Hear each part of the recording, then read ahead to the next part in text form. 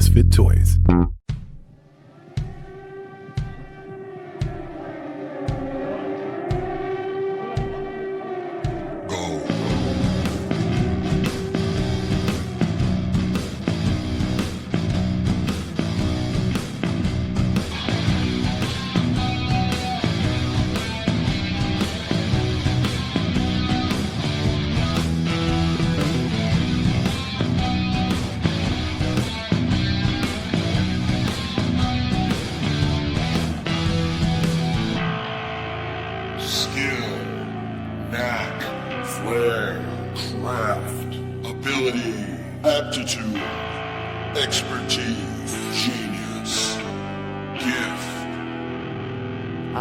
Fucking talent. Hey, what's happening, Mike Schmidt, 40-year-old boy podcast. You know, guys, they say that the definition of insanity is doing the same thing over and over again, expecting a different result. Now, I have all of my friends telling me I'm insane because there's a thing that I keep doing over and over again, expecting a different result. Now, I should say this. It's not over and over again. It's just me going to do something that I know is going to have a terrible outcome.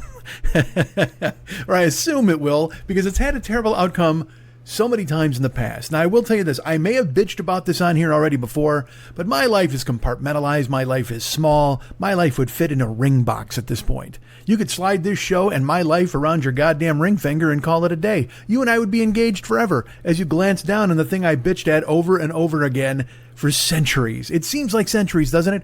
It seems like I should just be on a mountaintop with a staff. And I don't mean a group of people writing for me. I mean a staff, like a stick, and a fucking robe with fucking hanging sleeves, like a wizened old man, and just white hair. As I just sit there and I just spout off the same shit that I've always spouted off. Is there good reception on top of the mountain for podcasting? I'm not sure. Let me get my boulder and roll it up to the top and hope it stays there. I'm sure it won't, as we all know with our Sisyphusian existences. That's a tough word for a guy with a lisp. I'm not going to lie to you. And I wish. I got to figure out, I don't think I had a lisp as a kid. I think I got the lisp after I get hit in the mouth with the softball. And I love the shorthand, too, because I know you guys have been around for so long. You're like, oh, yeah, I remember when you got hit in the mouth with the softball. So you understand what I'm saying. And I know even if you're new, even if you just arrived this second for this sentence, you're like, what a lisp on that fucking guy. It's obvious to me, like my S's and my C's. And by all means, here's what you should do, too. When you think you have a lisp and you're not sure if other people notice it, point it out. Talk about it at length. By all means, and use a lot of words that have sibilant. You're sibilant. I'm sibilant. That's me. Now I'm exaggerating it there by doing this. That's what a snake would do. What if a snake had a podcast? Oh, I'd be a guest. Look, if you're a snake, I throw this out there to you right now. If you're a snake, and you're thinking of starting a podcast, and I've got to say this, I don't even have full confidence that if you're a snake, you would be the first snake to ever have a podcast. Maybe you're listening in because you're like, I want to learn how to do this podcasting thing. Now, by the way, I'm the wrong guy to listen to because I'm just fucking shouting into the air. As you just heard, I'm on a mountaintop talking to nobody.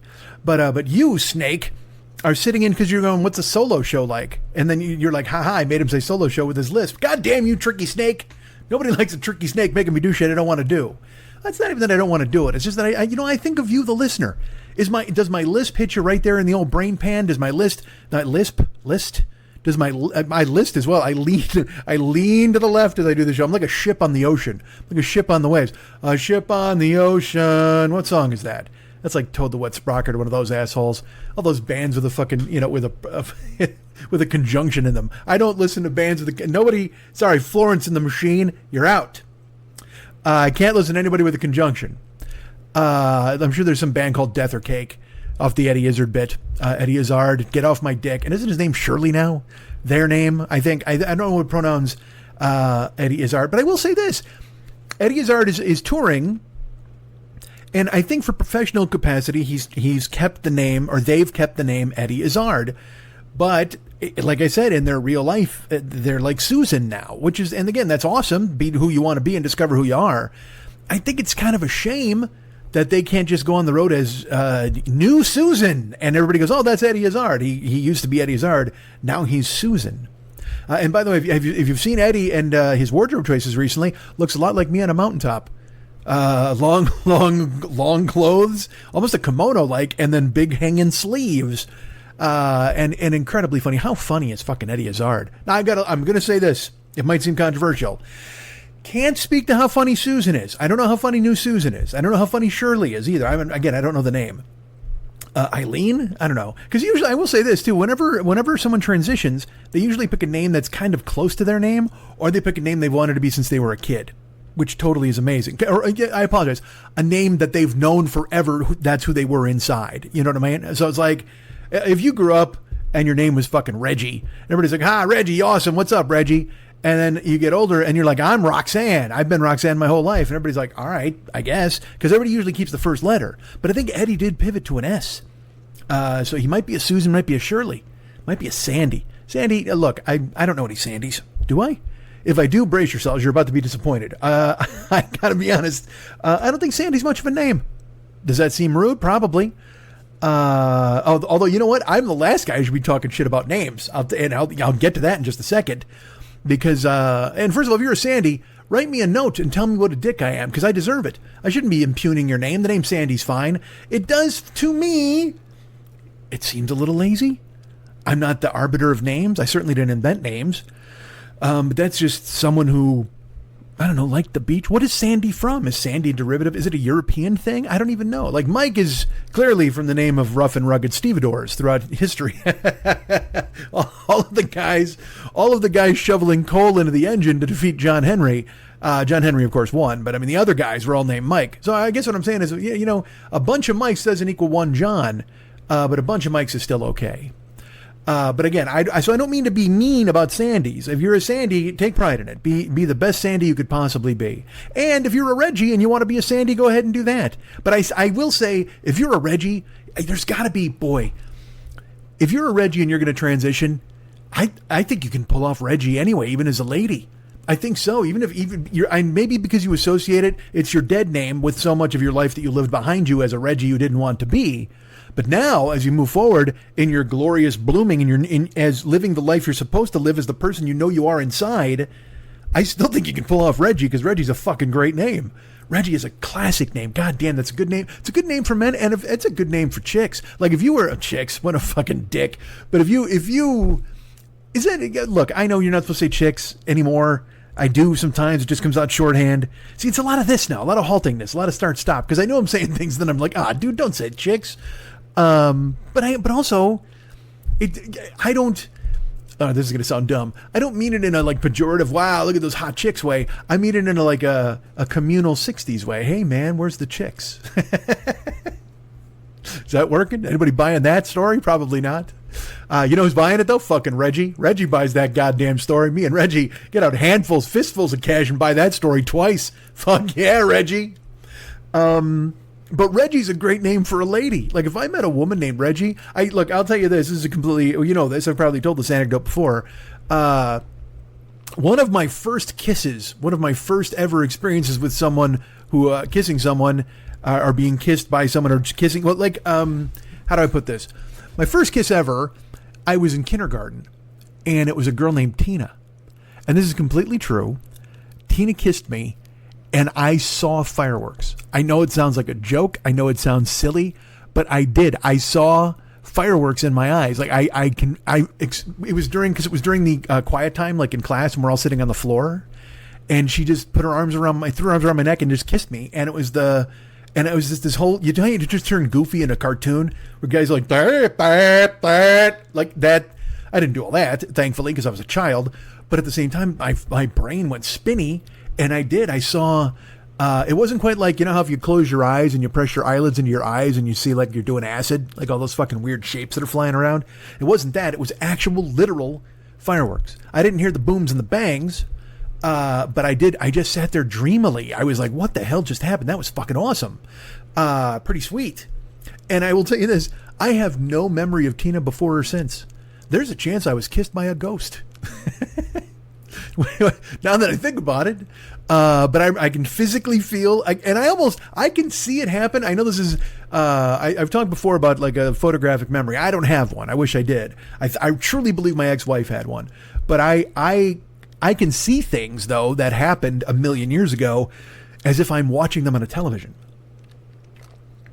And I'm sorry, I just took a sip of water, and an ice cube flew in my mouth at the last moment, so I tried to spit the ice cube out, and then I spilled water on my lap. I didn't jump, but that's why I was quiet for just a second. I wasn't having a stroke.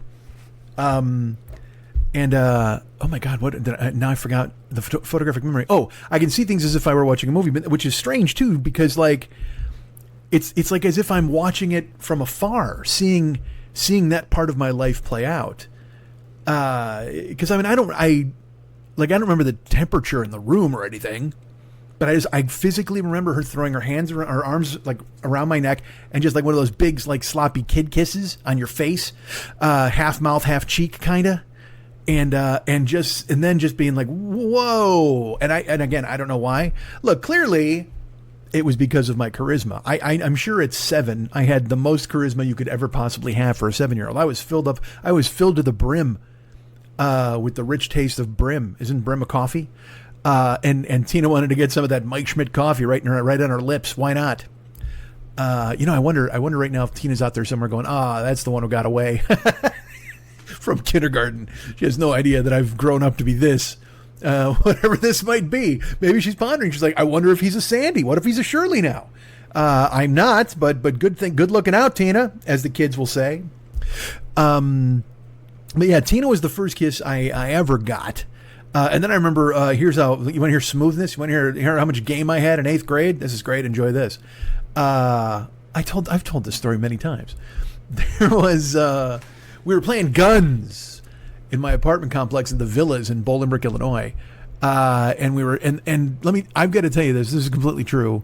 We all have memories of being a kid. I loved playing football and all this fucking shit and crabapple fights and fucking fireworks fights and nonsense and guns and, when we were throwing fucking, we were shooting BB guns at kids while they threw rocks at the house. That was fun.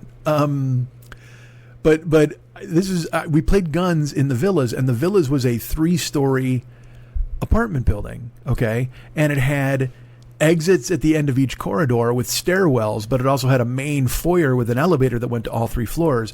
So when you'd have like 8 kids running around and they're playing guns, and also the doorways were recessed, so you could hide in a doorway, and that was fucking sweet as hell. Because then, like, if you could hear somebody coming, God, I just got chills thinking about it. Like, I love scary movies and I love scary stuff. And I love, I have that thing inside me too that wants to hide in your house and go through your stuff when you're gone. That guy. And I've done that a few times. I've told that story on here. I still have it to this day, as I've mentioned many times. I love spying. I love when nobody knows I'm there. Like, I love being in my apartment, as I've said many times before, with the windows open and the blinds closed, but sitting in the chair by the window, and I can hear everybody outside. And I'm spying and listening. And it's not even about hearing their secrets or hearing what they're saying. It's this weird, I have this unbelievable comfort level with people not knowing I'm there. I just think it's fucking beautiful. When that thing where it's like you're just getting over like the ultimate fooling job. I don't even know why it is. I'm sure a therapist could unpack it and be like, well, that's because you don't want to be noticed, but you do, and blah, blah, whatever the fuck. But for me, that thing when you're just kind of hanging out and no one knows you're there, you're just like hiding. Oh my God, I love it. I love hiding. So when we play guns, it was the ultimate. You're hiding from kids and you're running around and bang, bang and whatever the fuck. But there was a girl who was playing when we were playing, and she was I believe she was a sophomore or maybe even a junior in high school. That's right, guys. That's the kind of game I'm running.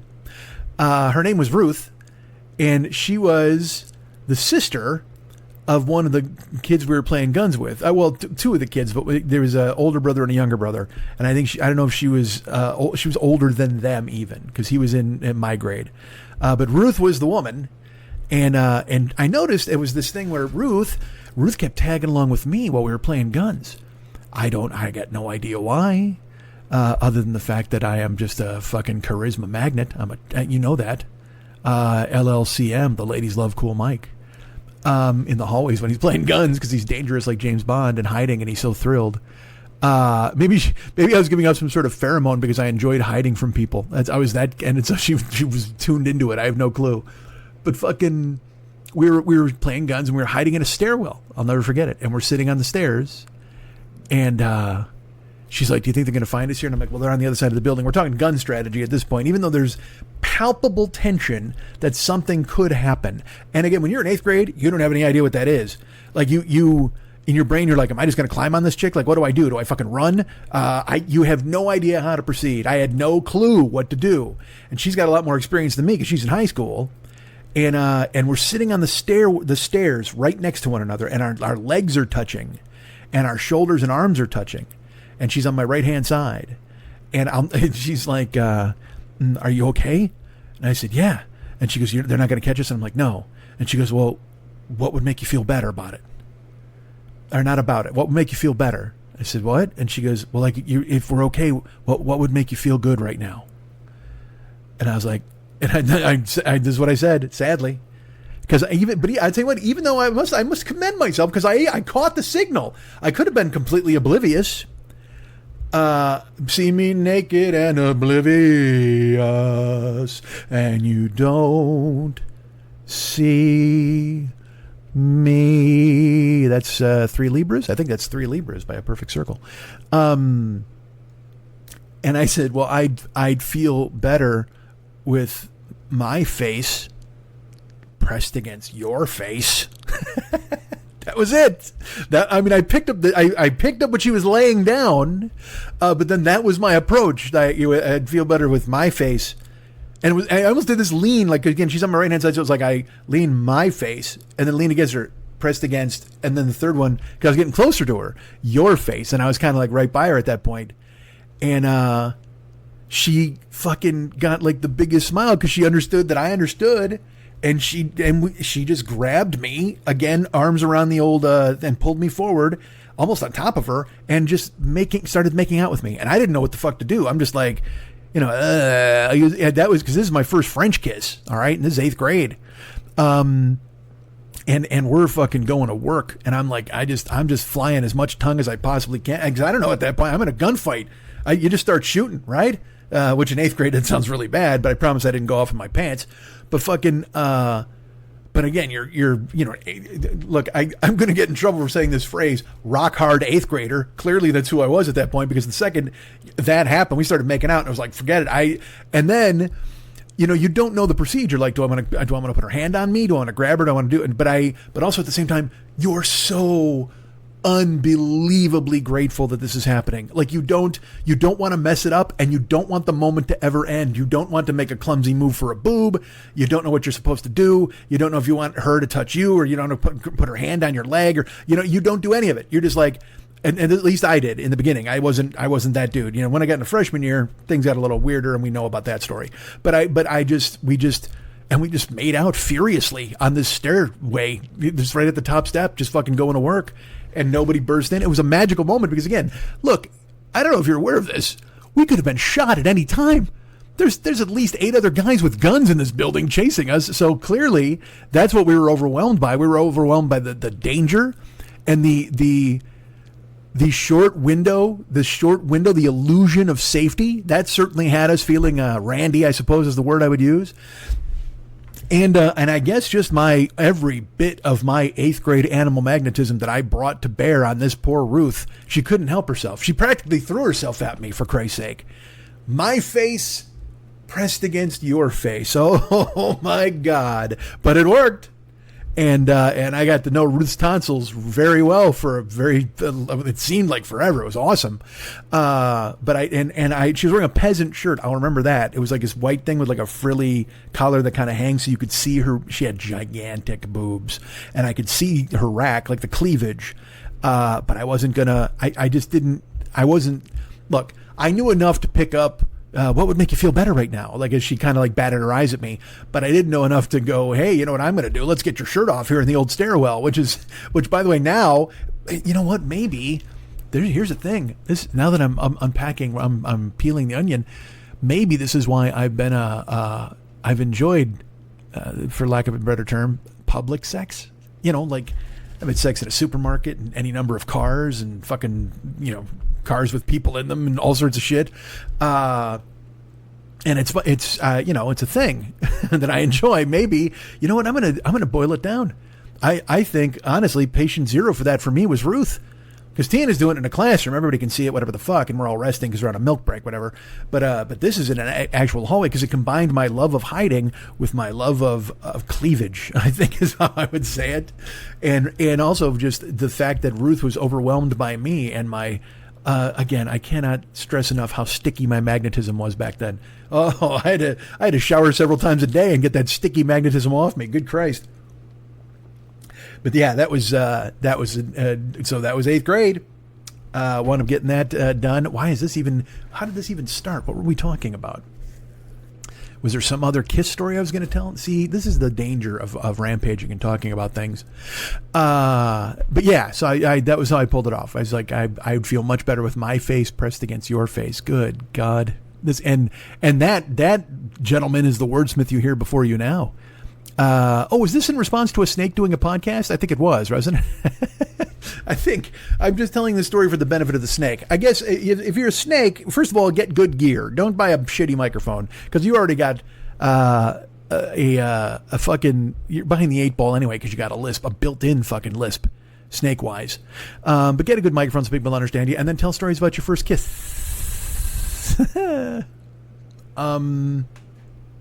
The fuck was I saying? Oh, you know what? I started this telling you a story, and then I talked about names and Sandy, and then me and Mike.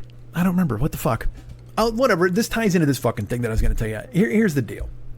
There's a pizza place by my house, and I might have bitched about this already. I'm sure I have, because again, my life incredibly tiny at this point. But there's a. Oh fuck! Hold on. All right, I'm recording, and the thing is jumping, like the Audacity interface, it's blinking on and off, kind of. That's not good. All right, because we don't want to lose that whole hunk of me, Ruth, and Tina. All right, so there's a pizza joint by me. It's called Gino's, and it's a Chicago deep dish pizza place, and it's not far from my house. It's a mile and a half, maybe. And when they first opened it, we were crazy excited.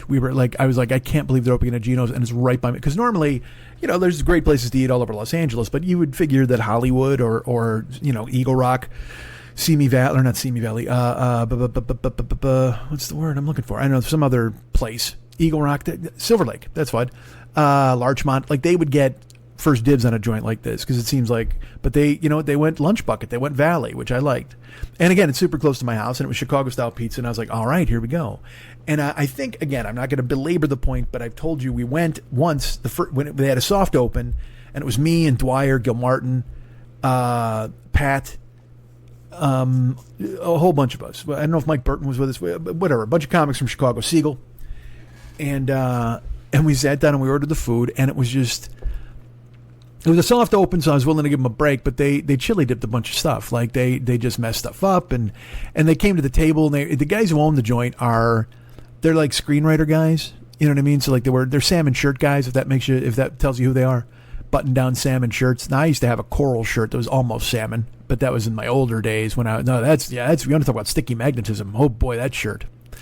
But these dudes, and they're so intent to like get across the Chicago thing, like they'll just come walking up to you and they'll be like, hey man, what about Svengoolie, which is this horror host in Chicago? Like they just say Chicago things, and look, there are a lot of people who go there for nostalgia, which totally makes complete sense. I understand it, but there are also people who go there for fucking pizza, and I don't want to hear about 12-inch softball or 16-inch softball, I should say.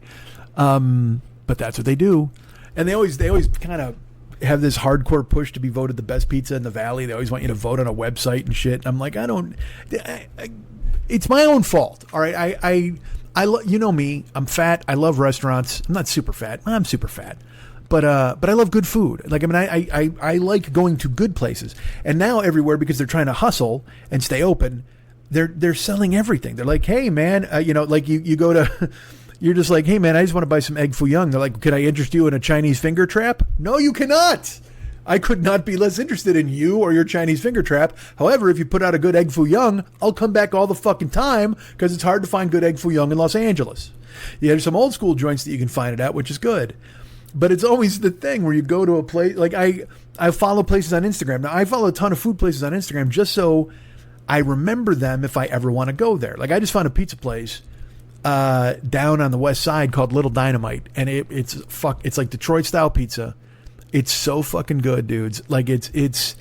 Here was the pizza I ordered. They had a pizza called the Hot Jimmy. Is what they call it.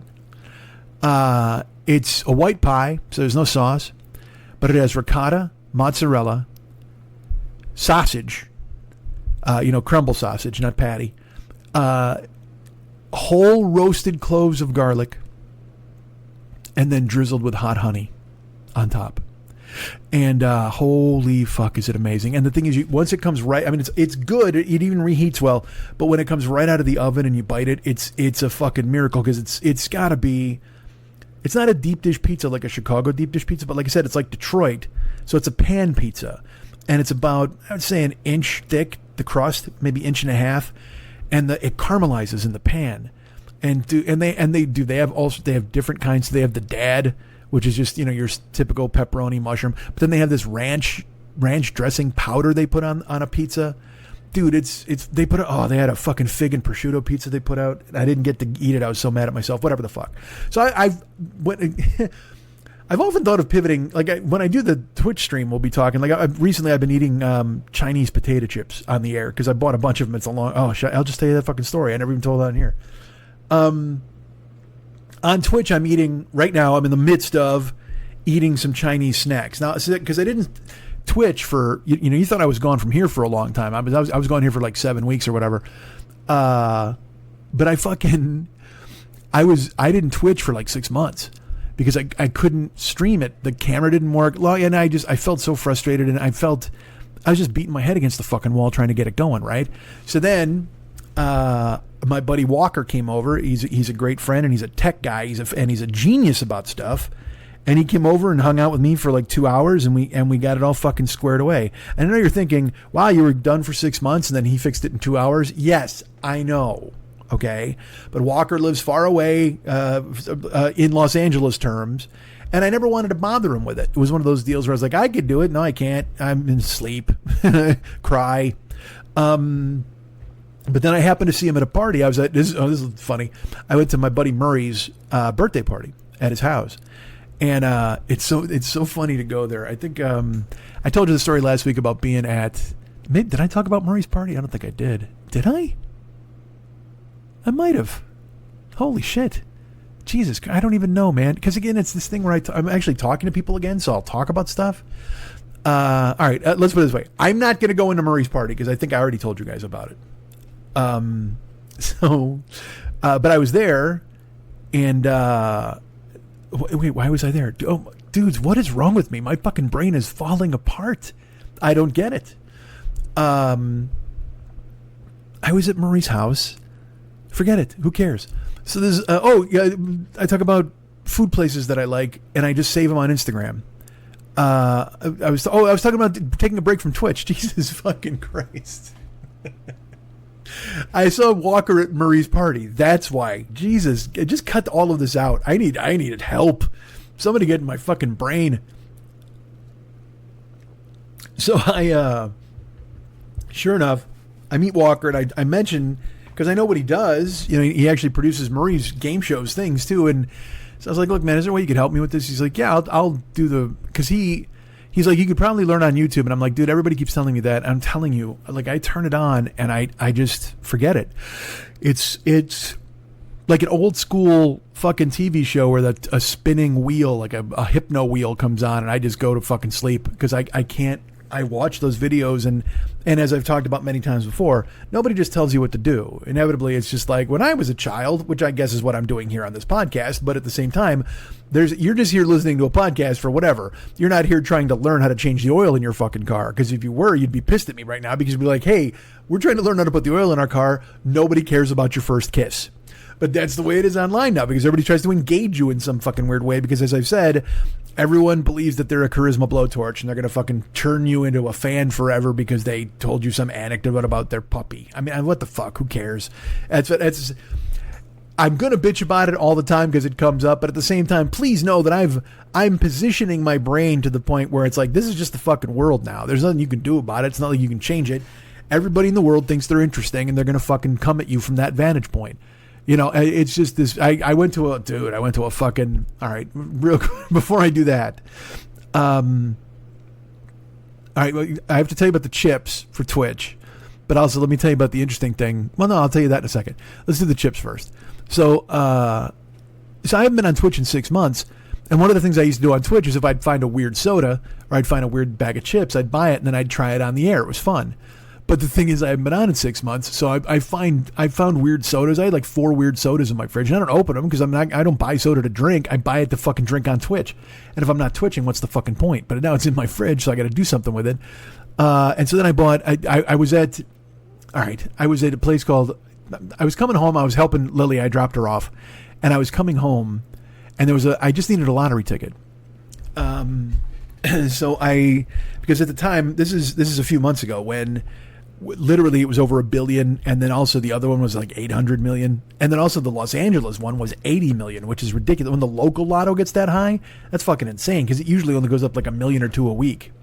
So I was like, sadly, I had to buy lottery tickets all the time because that is my retirement plan, as everyone has been told, and you know this. And by the way, let me throw out a shout out real quick. I haven't, it's not a shout out, but my great friend Colette reached out last week after the show, and people texted me. I didn't text back. I apologize. I will, but I read them. You're all so cool. My buddy Kevin, a super cool guy who bumped up his Patreon. I can't understand why, but you're so nice to me. Thank you. But Colette wrote me, and she was very kind, and she's like, look, man, if I ever won the lottery, I would literally pay you a salary to go have adventures and then tell us about it. And that's one of the greatest things anyone has ever said to me. Just the level of trust you would have to fund me going off and doing crazy shit to come back and tell you about it. And not even crazy shit anymore. I'm old. But just to go see like the fucking Sistine Chapel. But then I'd probably get into a fight with somebody in line because they spilled their Fanta grape on my shoe. And I'd be like, what the fuck? Why are you bringing a Fanta grape in to see the fucking Sistine Chapel, you idiot? I'm sure they got water and crackers in there. They always have it in every fucking church. Probably got a vending machine with them, for fuck's sake. Why not? But fucking make this place pay off, for God's sakes. Look at that Fresco. Who wants to buy some Fresca? Oh my God, let's do that. Let's have a machine at the fucking Sistine Chapel selling Fresco Frescas. That'd be perfect. Look at me making money for the Pope. Take that, Pope. I know you guys are on hard times now because all you do is, fuck kids and then have, you're only open one day a week, Sundays. Get me in charge of this stuff. I'll make the Catholic Church some money because we all know that they're going broke. Oh, we all know that they're having trouble keeping the lights on over there at the fucking Catholic Church. Fresco Frescas. That's not bad at all. I feel good about it. You know what? That might be the name of the show. Hold on. Let me jot that down, people. Fresco Frescas. Yeah, baby. Oh, no. I put an apostrophe in it. So, but look at Colette. See Colette's willingness to send me on the road to do things with funding has invented Fresco Frescas. Look at what we're doing. God damn, I should be that fucking, who's that guy? The Rick Steves, is that his name? Rick Steves Europe. Guy goes and he's like looks at a weird rock formation, does a half-hour PBS show on it, whispers into a microphone and gets paid. I could do that shit. Send me somewhere interesting. Send me somewhere uninteresting. I'll make it fucking interesting. Who cares? If I go there and it's uninteresting, I'll just Dangerfield on a golf course it. I'll just fucking do some dumb shit. And hey, we're all going to get laid. And boom, we got a show. PBS is putting it on. Everybody's making cash. God damn it, Colette. You'll get you know what? You'll double your investment. I'm going to throw this out there for everybody, not just Colette, but for everybody out there. If this becomes a thing, we all you want to have a, where in the world is Mike Schmidt Diego? Let's fucking do this and fund me to go places, then I'll come back and do shows about it. And you'll double your investment in a year. That's my promise to you guys. You'll double your investment in a year. Maybe not in cash, but certainly in good feelings and wonderful entertainment. So if you gave me $10 and said, hey man, go somewhere fun, I'll go do a fun thing and I'll do a show, and you might not get your 10 back, and I say double, you might even get your 20 back, but you will get $20 worth of fun and entertainment out of that 10, because I will beat it to fucking death. I will white knuckle the fuck out of that adventure to make sure you got your $20 back, or double your 10 is what I should say. You're not even getting $20 back. You can't invest 10 and me telling you your double investment and expect 20. Don't ever expect 20. Expect your 10 back. You'll get that back. But now what I'm telling you is you might not get $10 back, but you'll get $20 worth of incredible fun and descriptions, like Fresco Frescas. Look at me. The Pope right now, I don't know what fucking time it is in Italy. I'm assuming it's fucking 1 a.m, because it always is. whenever they would do a thing with the Pope, it'd always be some mass at like fucking 4 a.m. in America. So I'm assuming it's 1 a.m. in Italy right now, but the Pope woke up in a cold sweat. He just woke up and he's just like, and he turned to the boy in his bed and he said, you know what, get a pen. That kid's writing down Fresco Frescas. It's perfect. And the Pope slipped on his red shoes because the angels want to, never mind. All right, so it's so dumb. The angels want to buy my red shoes, but the Pope will wear my red shoes instead. Take a letter, Giuseppe. Kid gets up, puts his pants back on. All right. I know that people are mad now. Don't be mad. You know what? You're mad now. What would make you feel better? Let me ask you, what would make you feel better? What if my face was pressed against your face? What do you say about that? Sit with me in this stairwell and let's create memories. So I was coming home. I had to buy lottery tickets. Slattery? I had to buy some Slattery tickets. I had to buy some John Slattery tickets. From Mad Men. I had to buy his tickets. There's a great scene in Charlie Wilson's War where fucking Philip Seymour Hoffman goes in his office and they have a fucking rousing fight. And look, man, nobody got mad like Philip Seymour Hoffman. I fucking loved him so much. He would just get fucking furious. What did I just watch with him in it? Where I was just, you know what? Mission Impossible 3. Because I watched all the Mission Impossibles because I was going to see Mission Impossible 7 at the theater. And so I was preparing myself and I wanted to watch them all. And I did. I watched them all in order because, hey man, why would you get a job? So instead I stayed home and I watched all the Mission Impossibles in order over the course of like 5 days. And, Philip Seymour, for me, we were ranking them because Pat loves those movies and I was ranking them. And, 3 is fucking great. 3 is my favorite of the series. It is so good because it's but I will tell you this. All right, let's talk about the Mission Impossible things for just a second. And this is the kind of shit you would have gotten if I were to do a YouTube video where I was talking about Last Night at Schmitty's. I would have talked about all of these Mission Impossible movies and you would have said, I can't possibly tune into that. That sounds terrible. And I had, fine, look, I spared you that, but we're doing it now. So I went ahead and I watched all of them. And the first one is fun because it introduces the concept and it's got cocky crews. Like cocky, young, fucking, and it's got the knock list, and it has one of the greatest stunts in the series where he's lowered in to steal the knock list. And, you can't drop water, you can't do this. There's all these different things. They put Visine or whatever in the guy's food, so he has to leave the office, and they lower crews in. And it's got Jean Reno is in it. He's a part of the team. John Voight, great actor. A little worried about him as a guy, but as an actor, oh my God, it's like James Woods. It's like James Woods is a fucking hell of an actor. He is phenomenal, man. James Woods is a terrific actor, but unfortunately, it appears that maybe he might not be the best guy.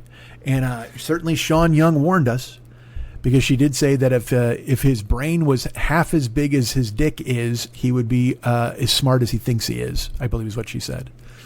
Or maybe if his brain was as big as his dick, he'd be half as smart as he thinks he is. Is that the phrase? I don't know. Because that's another thing James Woods supposedly is packing. And that was a big deal. So that's even worse. I mean, if a guy's got pick a lane. If you have 160 IQ, you can't have a big dick. You just can't. It can't. They should do something in the womb. They should fucking snip it, whatever the fuck. They should go, hey, look at his brain. It's developing. Oh my God, that crank. And you got to go, well, pick one. You got to ask the parents. It's like painting. You got to paint the bedroom. You're going to paint it blue. You're going to paint it pink. What are you going to do? And also, it's a boy. You want him smart. You want a big cock. What do you want? You want Sherlock Holmes or do you want John Holmes? Who do you want? Pick one right now because we'll take care of it before he comes out. You can't get both, but James Woods apparently has both. So and good for him. And so because he had the big ass brain and he's super smart, and then he also has the giant fucking cock. He also got, I guess, all of the absolute entitlement you could ever imagine from having those things, but you know what? It's what makes him a fantastic actor because he looks like something you would find under a rock. I mean, he really does. I mean, he can dress, you can class him up. You can put him in amazing suits and have him look fucking really sharp. You know what his best, because I love Digstown. The movie Digstown is fucking fantastic and he's so good in it. There was a movie called Bestseller he was good in. There was a movie called Cop. He was one of my favorite actors when I was a kid. But the fuck, what was I saying? Oh, the best he's ever been. Like, he's in a movie called The Getaway. Now, in Diggstown, he's phenomenal. He's kind of a hustler. And it's him and Louis Gossett Jr. and Oliver Platt, and it's fucking great.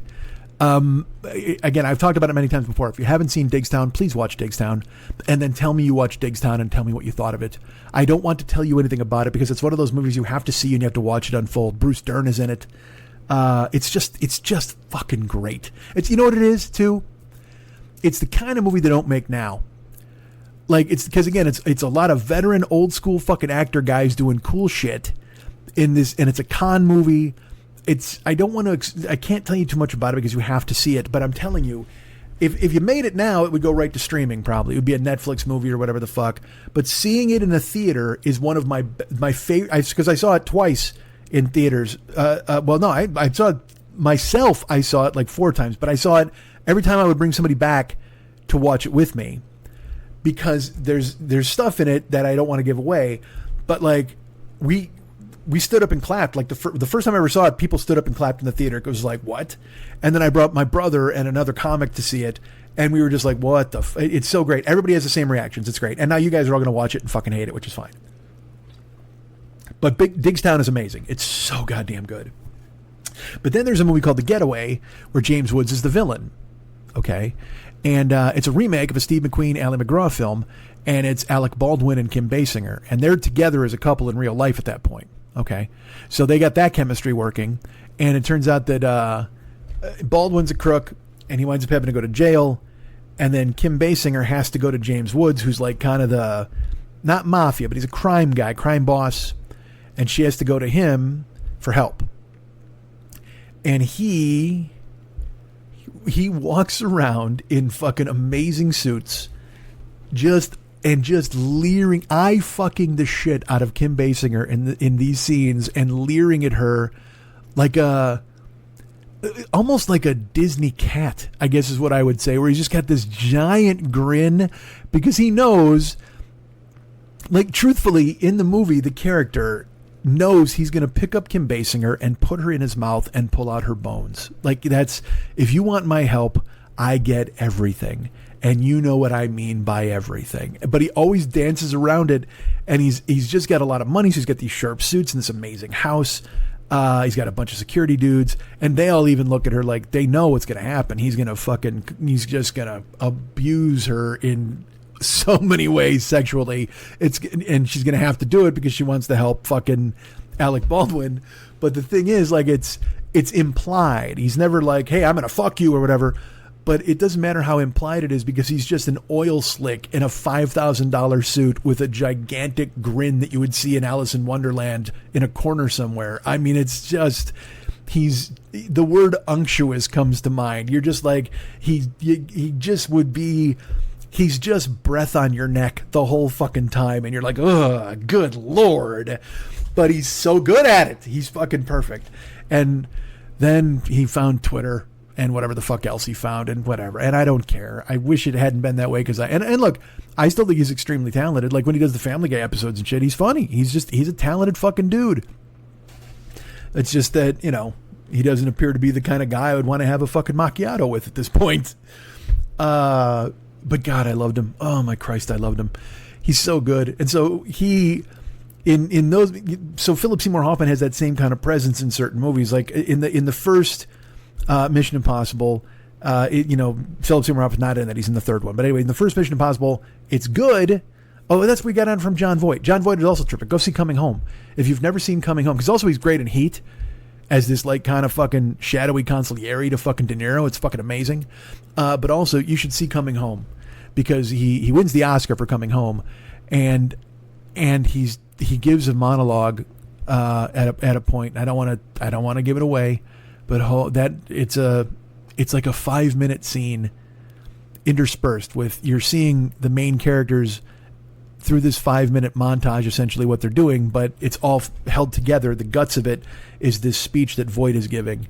And my God. And as a kid, I sobbed, like not even understanding the gravity of it. Now you see it and you understand it even on a different level. And you're like, oh man, it's just devastating.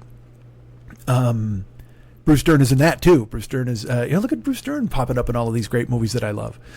But boy, see Voight in Coming Home. It's so good. And Jane Fonda is also fantastic in it. Dern's really good. It's just, but Fonda and John Voight. It was a graphic movie for its time, and there was actually rumors that possibly they were really having sex, because that at the time there was a movie that came out called, I forget what it is, but it's like Donald Sutherland and Julie Christie. Everybody thought that they really had sex in this scene. Like people on set were like, yes, no, that was a real thing. And then when I was a kid, when we first got cable, there was a movie called The Sailor Who Fell with Grace from the Sea. And it was just filled with sex. And I mean, I believe, is Christopherson in it? It might be Christopherson. And I forget who the woman is. But she was a very prominent 70s type actress. And a lot of sex scenes in that too. So when I watched Coming Home, it was very graphic. And again, I'm 11, so it's probably not appropriate for me to be watching a movie about Vietnam veterans coming home and what they had to face, along with the possibilities of guys having sex. But as a kid, it fucking waylaid me, and it stayed with me to this goddamn day. But so see Coming Home. You should see it. It's amazing. So in Mission Impossible, the first one, John Voight's in it, and he does a good job. But I feel, especially on the rewatch, I'm like, this is far too predictable. Like, everything that's going to happen in it, every beat. And that might come from having seen so many of these spy movies now, that you can kind of see it and go, oh man, they were dropping these. It wasn't even breadcrumbs. They were dropping loaves of bread for you to follow. We knew what was going on. But it's worth it to see a fish tank explode and see Cruise jump out a window and fucking run away. And the stunts are good. A fucking helicopter right at his Adam's apple. It's great. But then the second one comes along, and John Woo directed it. And John Woo arrives on set with a tractor trailer full of doves, and I'm going to say an airplane hangar full of slow motion, because those are his calling cards, and that's how he does things, and that's great. But in the context of the film, man, you just watch it, and I know there are people who love it. There are people like, oh my god, it sets this weird tension, and no, not for me. And it also has the worst villain of the series, a guy named Doug Ray Scott, who could not be less charismatic. Not at all. And he's an Irish guy, too. You would imagine. I'd be like, well, look, I don't know that all of us Irishmen are inherently charismatic, but if you're starring in movies and you're fucking opposite Cruise, I would imagine that you would have some sort of charisma. And the funny part is, fucking William Mapplethorpe, I believe, is in that movie. And, he's the guy who he's Cruise's cousin, I believe. And he's really good looking. He could have been the fucking villain, but instead they give it to fucking Doug Ray Scott, who at the time, because Doug Ray Scott was one of those dudes who, he had a moment where they thought he was going to be a guy, and they were going to just put him in everything. He was almost Wolverine.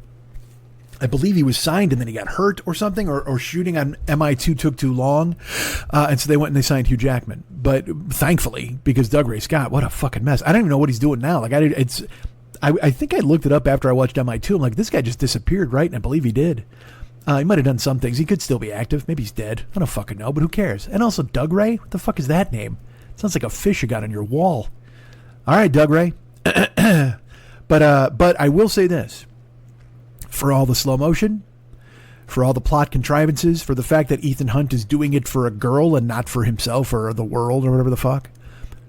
Tom Cruise in Mission Impossible 2 is one of the 10 most beautiful men you'll ever see in your life.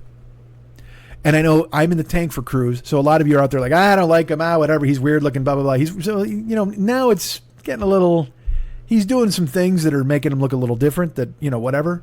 But young Tom Cruise, for me, was a good looking dude. But he's got long hair, too, and his, he always, I understand when he had short hair, and he looks good with short hair because he's fucking Tom Cruise. But dude, he has long hair in this movie, and you're like, holy shit. He looks fucking incredible. I mean, it was funny because I believe Thandie Newton is the love interest. And I'm just like, man, Thandie Newton is gorgeous. But even she has to be going, wow, I got to step up my game if I'm in bed with this guy. Because, I mean, he looks incredible, man. There are shots of him from across like a crowded courtyard in Spain. And then there's stuff where he's in a room. And he and Thandie Newton have a scene in a bathtub that's real reminiscent of Clooney and Lopez in The Trunk and Out of Sight, where they have to they're like, pressed against one another and talking, trying to avoid trouble. And it's he's just so fucking good looking in that movie. It's obscene. But then we get to 3, Mission Impossible 3, I don't know how we got off on this fucking tangent, but we are. I promise I will get back to buying lottery tickets. Philip Seymour Hoffman is in 3, and he's the best villain for me in all of them. In every single one of them. The villain in 5 and 6 is really good too. And 6 is my second favorite one because fucking Henry Cavill does a fucking great job. That fight scene in the bathroom, that they have a restroom fight scene in a nightclub. And fucking Cavill, that bit where he shakes his fists out like he's loading a fucking shotgun. Holy shit, it became a meme, and rightfully so because it's fucking amazing. And that looks like a real fight. There's like real fight shit in there. You know me, I'm a sucker for stuff that looks like a real fight. Anybody who's throwing like fucking haymakers from their ankles, you're like, nah, you know, some sniper guy would fucking throw 3 jabs and knock you on your ass. But in this fight, it looks fucking beautiful. But in 3 has like all these amazing set pieces with the masks and the misdirection and the tunnels and the fucking the rescue scene on the bridge is fucking amazing when they break Hoffman out of the convoy. It's so good. It's so good. But the opening, like 6 minutes of Mission Impossible 3, it opens with a scene that takes place later in the movie. And it's just Philip Seymour Hoffman being this dead-eye fucking villain and Cruise having to deal with it. And I won't lie, I've watched it like 3 times a week since. Like, I'll just throw it on just to watch the opening 6-7 minutes because fucking Hoffman, it is so, you know. Where's the rabbit's foot? Ethan, where's the rabbit's foot? It's not in France. I'm going to count to 10. Fucking, and he's just so deadpan and evil, and not even like where is it, just sinister with this absolute dead eye face. He only screams at him once, and he's just like, he's like, you don't think I'll do it? And he's fucking yelling at him. Oh, it's so good. All right, so I love seeing things that are great, don't you? You know, there's so many things that we bitch about. There's so many things that we see or we hear. Or we're like, oh, I hate that song. Oh, I hate that movie. Oh, I hate this guy. Oh, I hate this. I hate that. And I've talked about artless snark. It's out there everywhere. Everyone's got to make fun of everything. They got to talk about this or make fun of that or this guy and politics and I don't give a shit. You know, I want to see great stuff. I just want to be overloaded with great stuff. I have opinions, certainly, about all the bullshit that's going on, and eventually those will fucking resurface. But man, when you see great things, you're just like, this is so beautiful. So beautiful. So I've been, I'm watching Philip Seymour Hoffman. You're just like, goddamn. And I went and watched a bunch of, I watched Sorcerer because William Friedkin died, and I watched To Live and Die in L.A., and I watched Sorcerer, and just amazing work. Just incredible stuff. To Live and Die in L.A. is a perfect movie for me. It's To Live and Die in L.A. and Thief. Oh boy, I'm so excited for Ferrari, Michael Mann. And I know people are like, well, you know, it's got this and whatever, it's goofy. And I don't give a shit, man. Just give me a good ass movie. I want to see Fincher's The Killer. Yes, he said some dumb shit about the strike this week, but I don't give a fuck. I want to see the fucking movie. I don't go to a movie and go, oh yeah, this guy, you know who he voted for? I don't give a shit, man. Make me a great ass movie. I just, if David Fincher made a movie and it had fucking Jon Voight and James Woods in it, that would be a fucking genius classic movie. It'd be awesome. I'm not watching a movie of their Twitter feed, for fuck's sake. Are they terrible people? Probably. Yeah. Everything that they've purported to make themselves in public indicates that, yes, they're fucking off the reservation. They're bananas. But you know what? I'll go see a movie. Because, you know what's funny? Like, we have the strike here in Hollywood now. And so I'm not even, that's the thing is like, am I supposed to even be talking about movies? I think we are, because it was this thing where the Guild put out a thing. The writers are on strike, so is the Screen Actors Guild. And it's a fucking, it's a bad situation. Like, even if they get it changed now, they're not, the rest of the year isn't going to have much production. It's crazy what it's done to this town. And, but rightfully so. This is the line that we have to hold. And I'm not going to Norma Ray you. I'm not going to shake a sign in your face. Everybody has their own opinions. I was shocked to find out that a friend of mine is anti-union. And I mean, and I grew up in the Midwest, so I'm a union guy. I've been in SAG. I was in the fucking grocery store workers. I've been in all sorts of fucking things. And I firmly believe that unions exist to help you and help the worker. And everybody will be like, oh, they're corrupt. It's a bunch of fucking guys. Yeah, you know what? There probably is some corruption in the union, I would bet. I'm betting there's corruption everywhere. I bet there's corruption on the corner at the local candy store. And I bet there's corruption at the shoe factory. Whatever. It's, you know what? We live in a fucking imperfect world. You know, not everybody has clean hands. I would actually advance that point to say nobody has fucking clean hands. Everybody makes their choice. I'm talking to you on a fucking laptop that was probably built by a Chinese toddler with his arm hanging out of his mom's womb. I mean, Jesus fucking Christ. I apologize. I don't think a toddler's in the womb. Please, it's a baby. It was an infant. I think they put 3 Chinese women in the stirrups and they brought their tables together and the kids reached out and built this laptop. That's how corrupt and bad it is. I get it. I understand that. I have a phone that I carry in my pocket that brings me all of the news that's ever occurred in the history of the world, all of the world's knowledge contained in something that weighs less than a pound, and I carry it with me. And the price we pay for that is probably a mountain of children's skulls in China somewhere. I don't care that you're going to yell at me about it. I understand that. I get it. If we can change it, change it. If there's something we can do it. But also, no offense, but I mean, I'm not going to be talking to people with 2 cans on a string. It's just not the world we live in. And I know that's probably blind, and I've got blinders on, and you're mad at me now, and whatever the fuck else. I get it. Look, do I wish? Because look, I mean, they're signing fucking child labor laws here. They're sending kids to work in slaughterhouses and as bartenders. That's my favorite part too. But they're like, hey man, they don't sign for these kids to work in like McDonald's. All right. They're not like, hey, let's sign these kids can now get jobs in fast food restaurants. No, man. In the Midwest, they're working in slaughterhouses.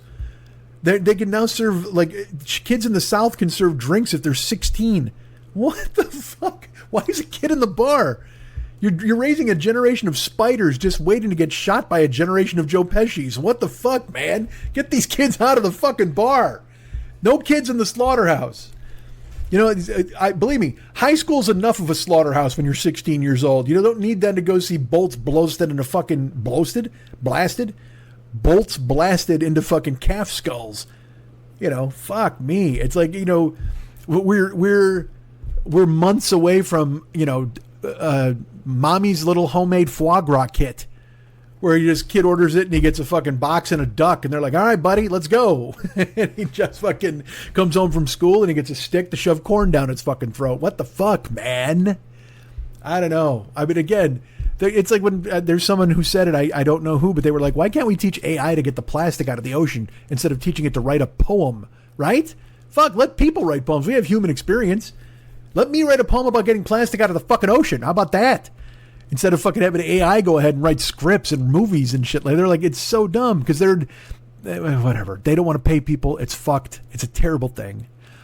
And I have a friend who's just like, hey man, Hollywood people make too much money. And I'm like, you're Hollywood people. I don't know if you wear that. You've worked in the business. Like you've worked on shows, you've done things, and yeah, but I think everybody makes too much money.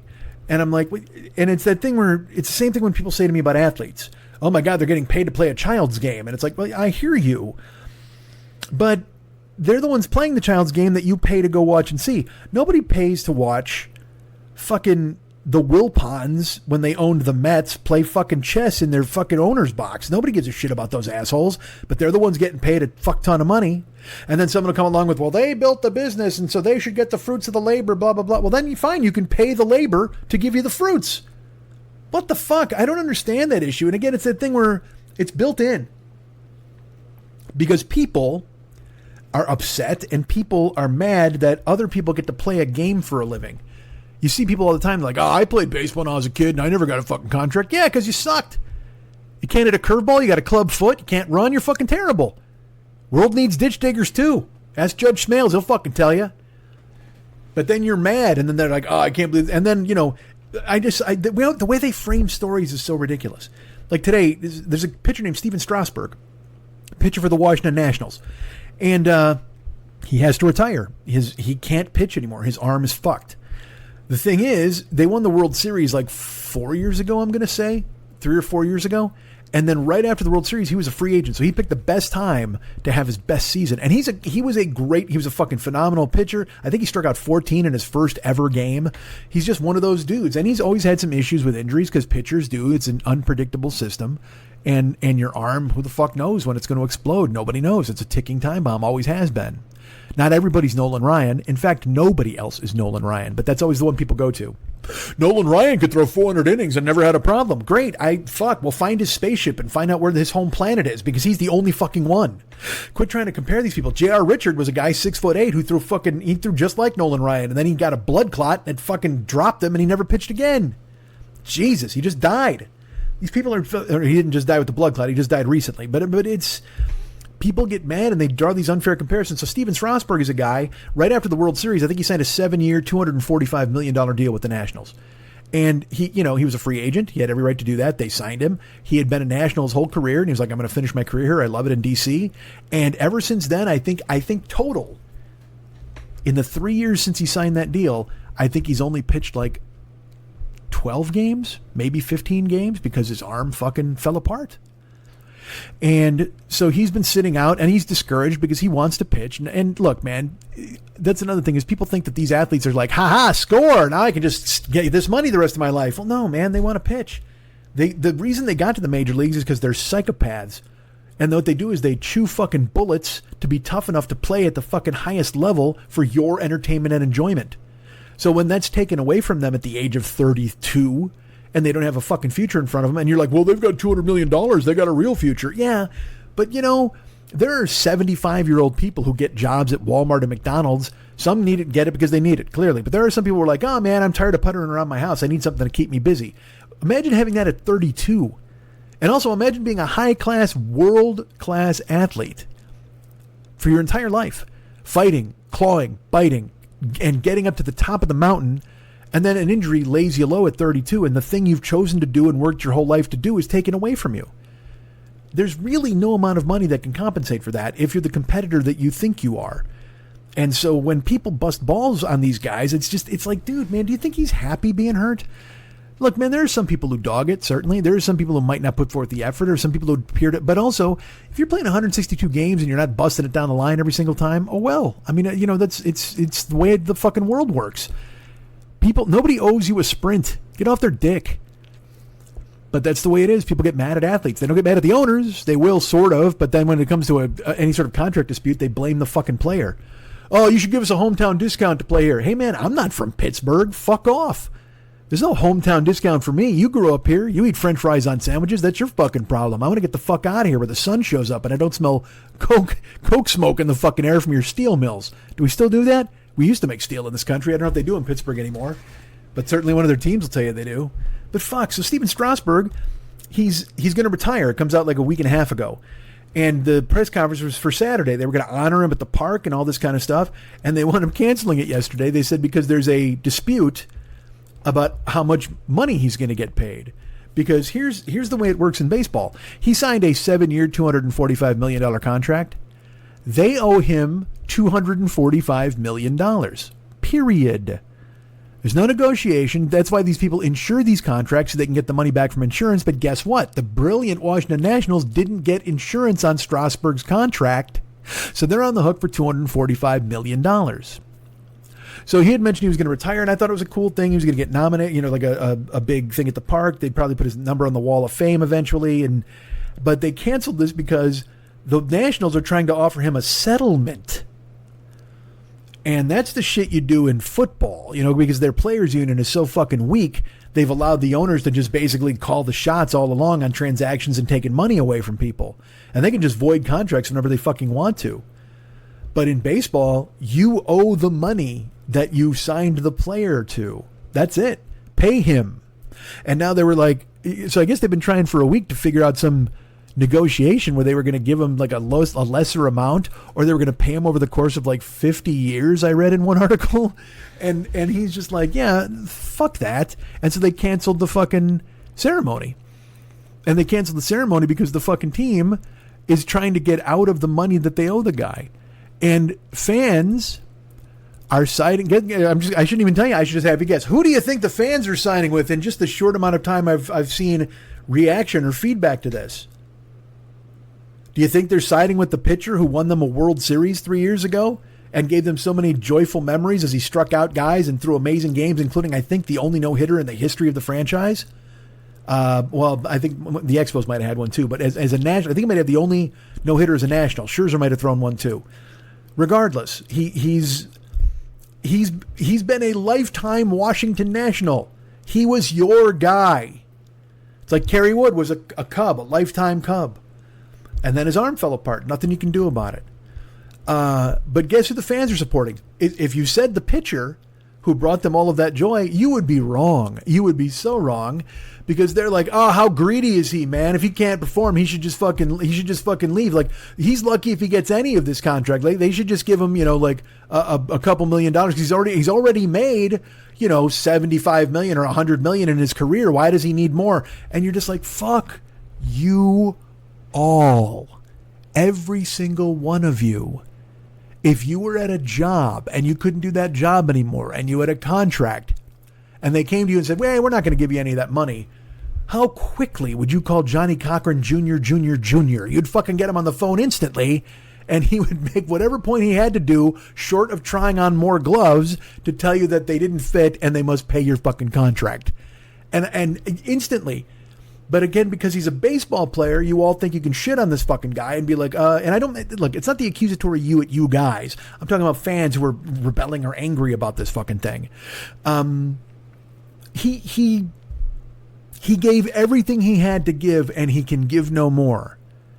And you just want to kick his ass out the door with no fucking money. You want to say, get lost. Whatever, buddy.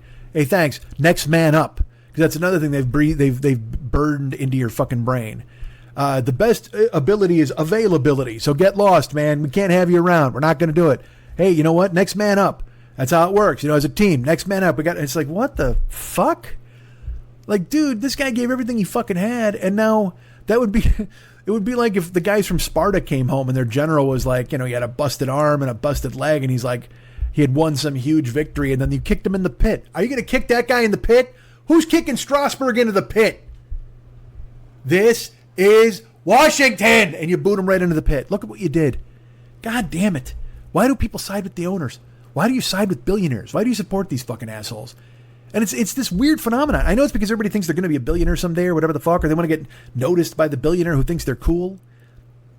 But it's like when you go on Twitter and fuckhead, who owns it now? Elon Musk. That guy. He said this week that he bought it now because it turned his daughter into a communist. And whatever. I don't give a shit. I don't care about his politics. And he's a fucking jughead. But the fact that he would buy it, that's my favorite thing. If you've got enough fuck you money to buy like the largest internet online media company in the world, because you were mad at what it made your daughter sad, or it made her, she didn't listen to you anymore, you got too much cash.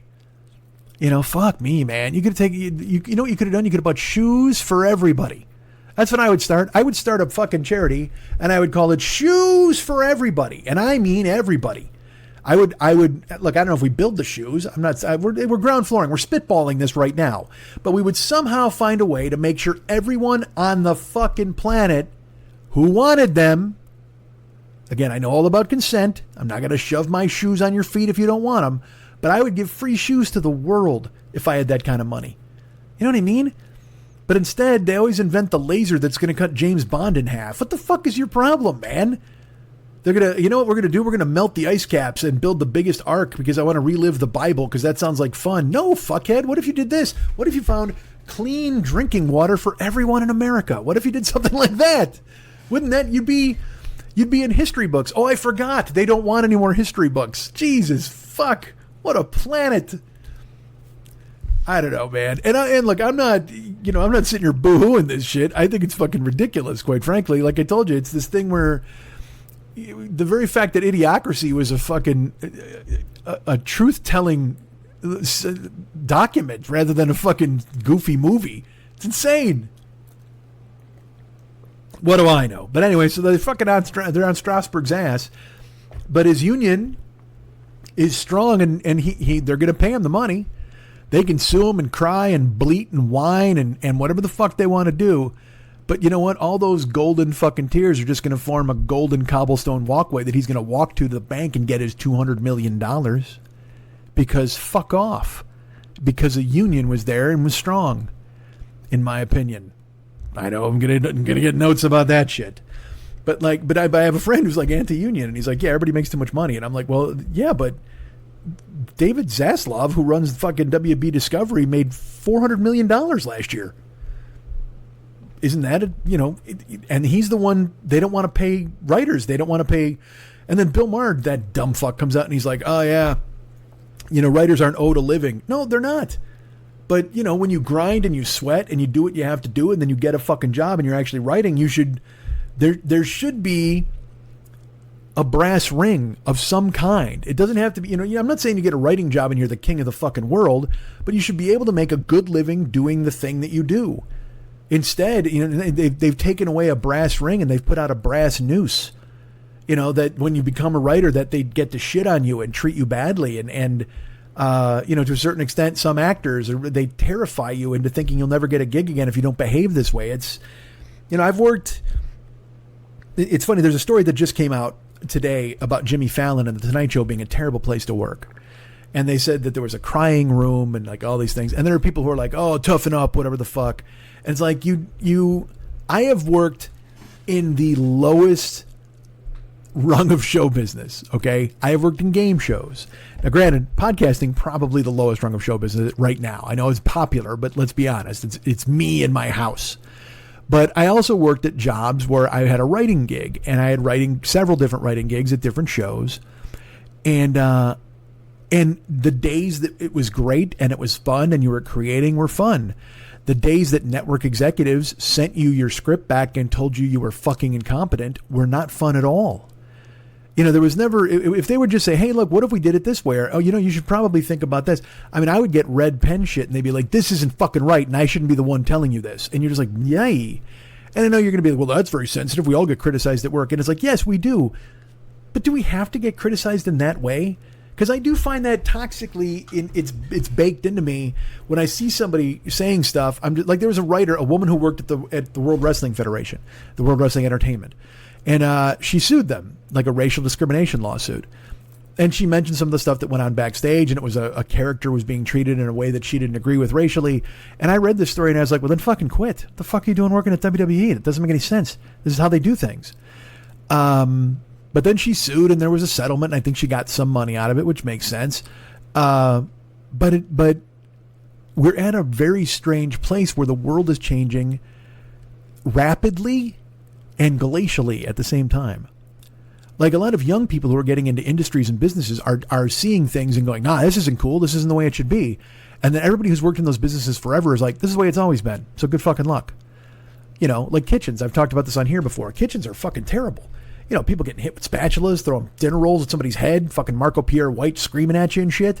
That stuff's crazy. And that's what you put up with to stage at a restaurant. In The Bear, they dealt with it really well. That scene where fucking Jeremy, I don't think it's his name, Carmy, Jeremy's his real name, where Carmy is working and Joel McHale is the chef whispering in his ear about how fucking terrible he is. That shit's real. You know what I mean? That stuff happened and happens right now. But after the Me Too stuff and a lot of people started filing lawsuits, you can see guys like John Besh and Mario Batali and all these guys get fucking taken down, man, because young people aren't going to put up with it. But at the same time, there's people who've worked in it the whole time who are just like, let's put it this way. The people who went through the horrible shit and came out on the other side, like fucking Tim Robbins out of a sewer pipe, are like, why the fuck don't they have to crawl through shit? I had to crawl through shit. And in reality, you should look back and go, I don't want anybody to have to fucking crawl through shit. I felt terrible when that happened. But a lot of people have this sense of, hey man, I fucking did it. You should too. And a lot of that is bleeding into like the college fucking, the student loan debt. Hey man, I paid my loans. You should pay yours. Well, these were predatory loans and people are still paying 30 years after the fact. Well, you went to college, didn't you? You fucking signed the paper. Well, yeah, but you recognize that this could almost be like a RICO fucking case against all of these fucking student loan assholes because they tricked people into like there's a case right now when there's no oversight and there's no real oversight for student loan debt because they're just like, look, you got to take a loan if you want to go to school and you got to go to school if you want to get a good job. And so you got to do this. And then you just sign the piece of paper when you're 18 and then you're 37 and you're still paying fucking $1,800 a month because of interest or whatever the fuck else. And I remember my friend like 5 years ago, he finished paying his student loan debt and he was so excited. He was just like, yes, he's 48, whatever the fuck. I'm like, Jesus. So that's just crazy. Like they always give you that thing where like, well, you'll get a job and you'll just pay it off, but it just keeps fucking compounding in some way.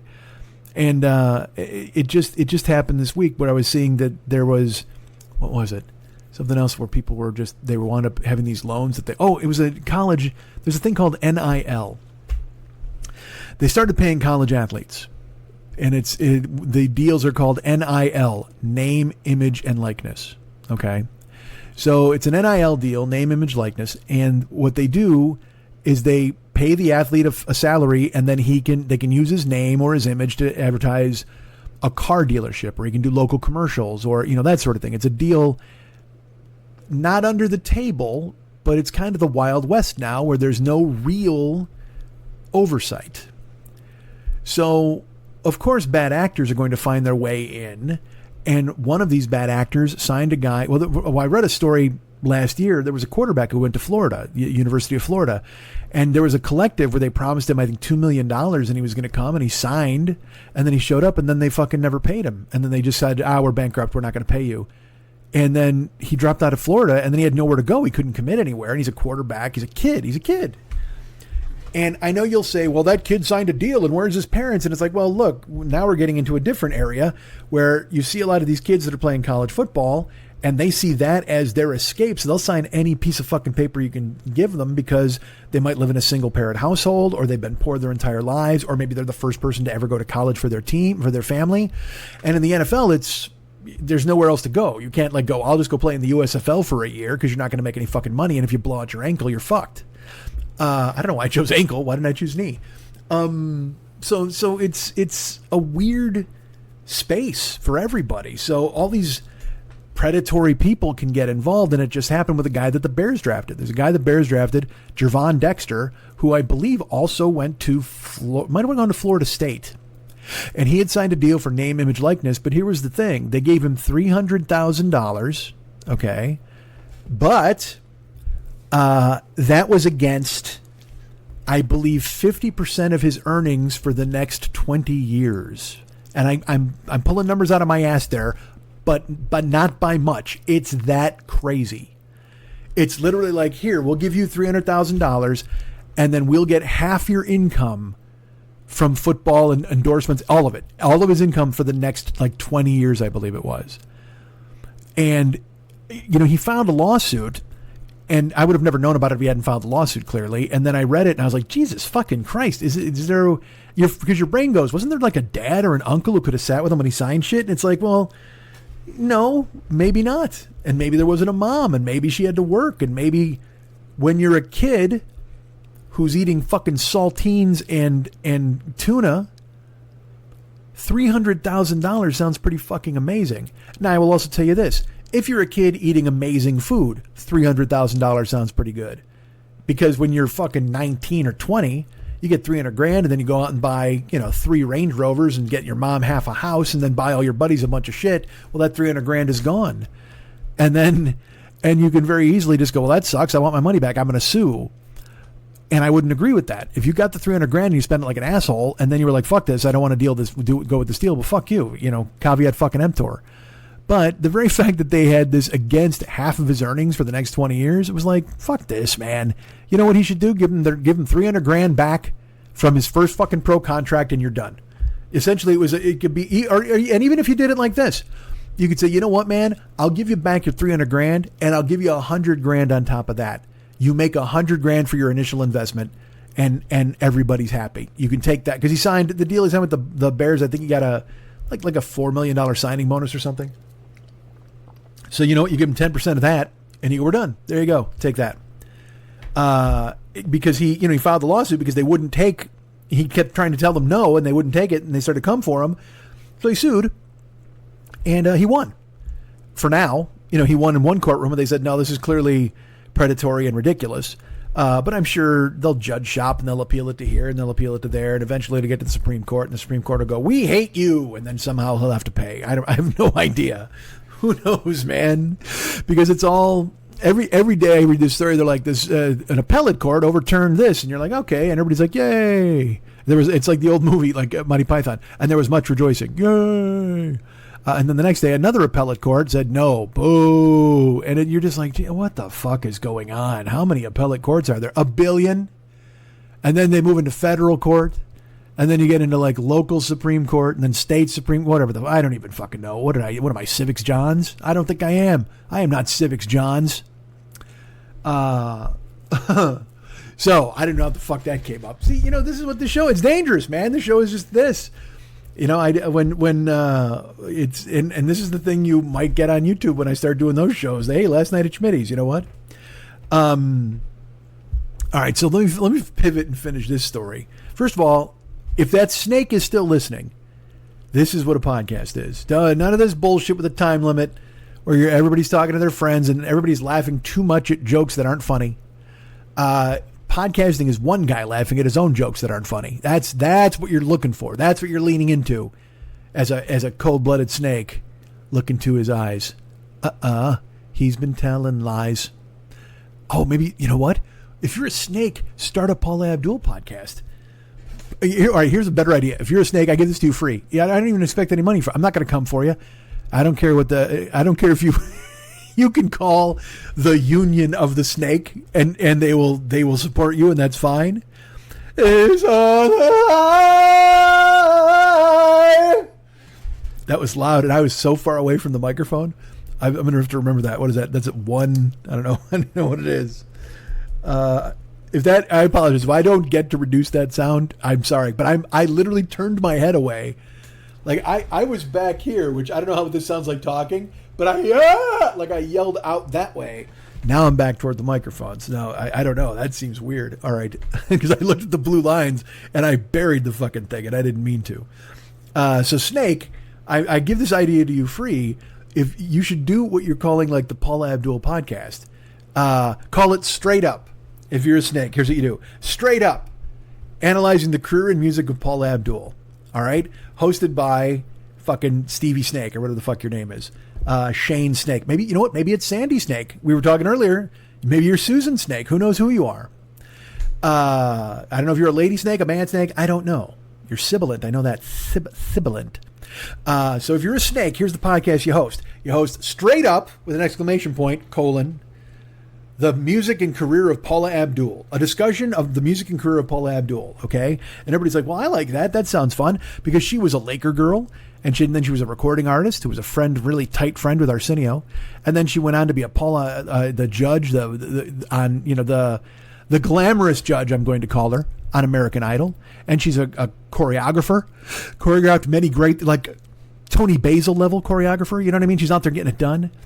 So you have so much to discuss on this podcast. Straight Up, exclamation point, colon, a discussion about the music and career of Paula Abdul, hosted by Sandy Snake, Stevie Snake. And everybody's like, well, this is something I want to listen to. And this is where being a snake comes into play. Brace yourself. You do the show, and the first one, you're going to say, we're going to talk about the song Cold Hearted Snake. We're going to go in a deep dive. And you talk about Cold Hearted Snake. You talk about who wrote it, talk about her performance. Maybe you have some live snippets of her performing it live. And you talk about what it made you feel as a snake, how it made you feel inside and what it brought to the table to hear that. Was it cool to get snake representation? Or did you not like the fact that the connotation of a cold-hearted snake was negative and it made you feel bad in your snake skin, so you had to shed that skin and be a new snake after hearing that song? I don't know what your angle is, but you're going to discuss it and you're going to talk at length, okay? And this gets people hooked.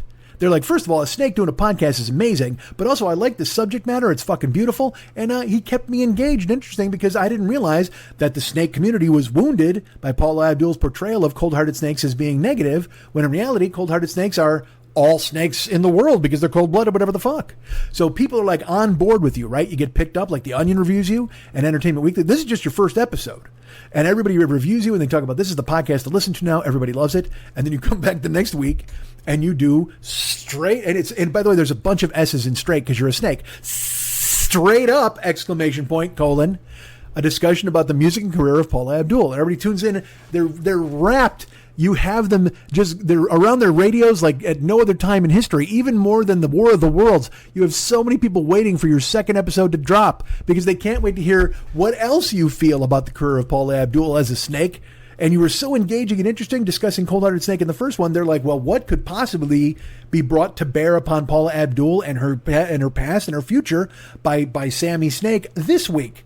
And then you sit down and you do another show about Cold Hearted Snake. And repeating some of the same points, but also maybe looking at different angles. And you never betray it. You never go, last week we looked at Cold Hearted Snake. Let's peel the onion on that again. No, you just go from hey, we're here, Sammy Snake, with straight up an analysis of the music and career of Paula Abdul, and this week we're going to discuss Cold Hearted Snake. And people will be weirded out because at first they'll think, is this the same fucking show? But then you go with a different kind of a spin on it. You talk about it, and you talk about representation again, and you have maybe a guest who discusses how they felt about it, and you go in deep, and you go in depth, and you talk more about Cold Hearted Snake. And people are a little weirded out, but you're still engaging, and they understand it, but they're like, all right, well, I mean, it did say the music and career, and this is still part of the music, but I thought you covered it a lot last week. And then you drop the second episode, and then the third episode, they're still waiting, they're excited, and then the third episode comes out, and you fucking do it again. And this time repeat shit, like full blocks of what you talked about the first 2 weeks.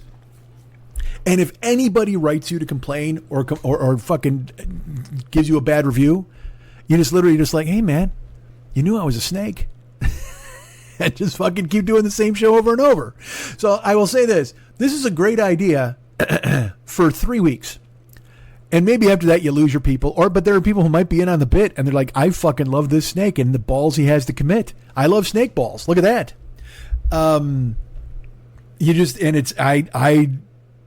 I don't think you lose your audience quickly. You do lose them, but it's a great bit. Don't you agree, Sammy Snake?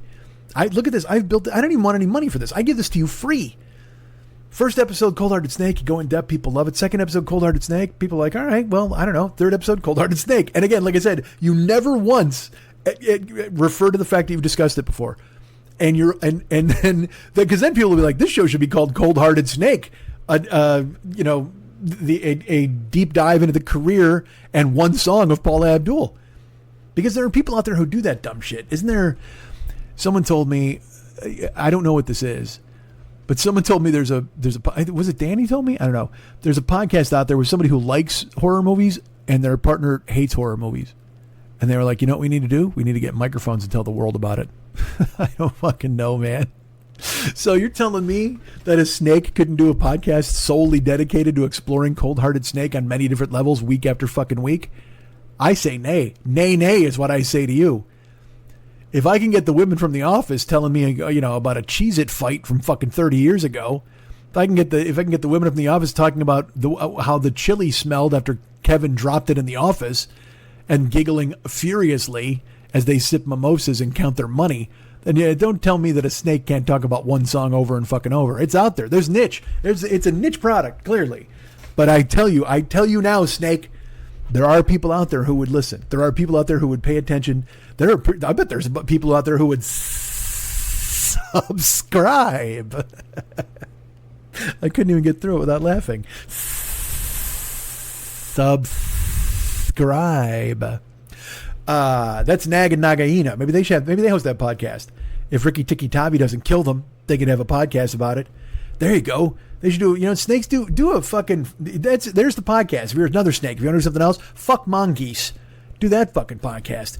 And analyze Ricky Tikki Tavi and how it made the fucking mongoose the hero, and you guys are just trying to get your fucking business done. You're just pythons, man. You squeeze people. It's what you do. And then they had to fucking kill you right there because you wanted to kill fake Mowgli or whoever the fuck was in Ricky Tikki Tavi. It's an English family, right? Because I tell you this, I got to re-explore it. You know what? Maybe I open up the Ricky Tikki Tavi vault and re-explore it because I loved it as a kid. And whenever it was on, we were just like, it was this fucking momentous thing. I loved it so much. But then now that I think about it, there might be a larger, and again, I hate to be this guy because I know I'm talking about reconnoitering everything through today's lens. But if you look, maybe there's a larger lesson to be learned about colonialism in Ricky Tikki Tavi. Maybe the English family doesn't settle in a country filled with fucking snakes who are just waiting to kill them. Maybe that, right? Maybe that goes and takes that to heart. See? Snake, that's all you got to do. Controversy, throw it out there, put it in people's laps. Do that, friend. So I needed to buy a lottery ticket, and I stopped. There was a look, and you can get a lottery ticket anywhere, but here's the theory. You're going to make fun of me. I hadn't won, clearly, since I'm still talking to you people. I'll throw this out there. Colette Lovely says that she would fund me. Like, if I did win the lottery, right, I would have to still do this podcast, but again, from different places. Like I said, I would have to be like in fucking Kuala Lumpur or some shit like that, talking about a bowl of rice I just ate. That'd be fucking sweet. I'd go to Finland and eat weird fish and then tell you about it. Oh, fuck, that'd be beautiful. Those people are starved for entertainment, right? Finland and all that shit. I have an app. I can't tell you what it is, whatever. But I have a like a server app, whatever the fuck you want to call it. It's both. They work in conjunction. They work together. And I literally get every channel in the world.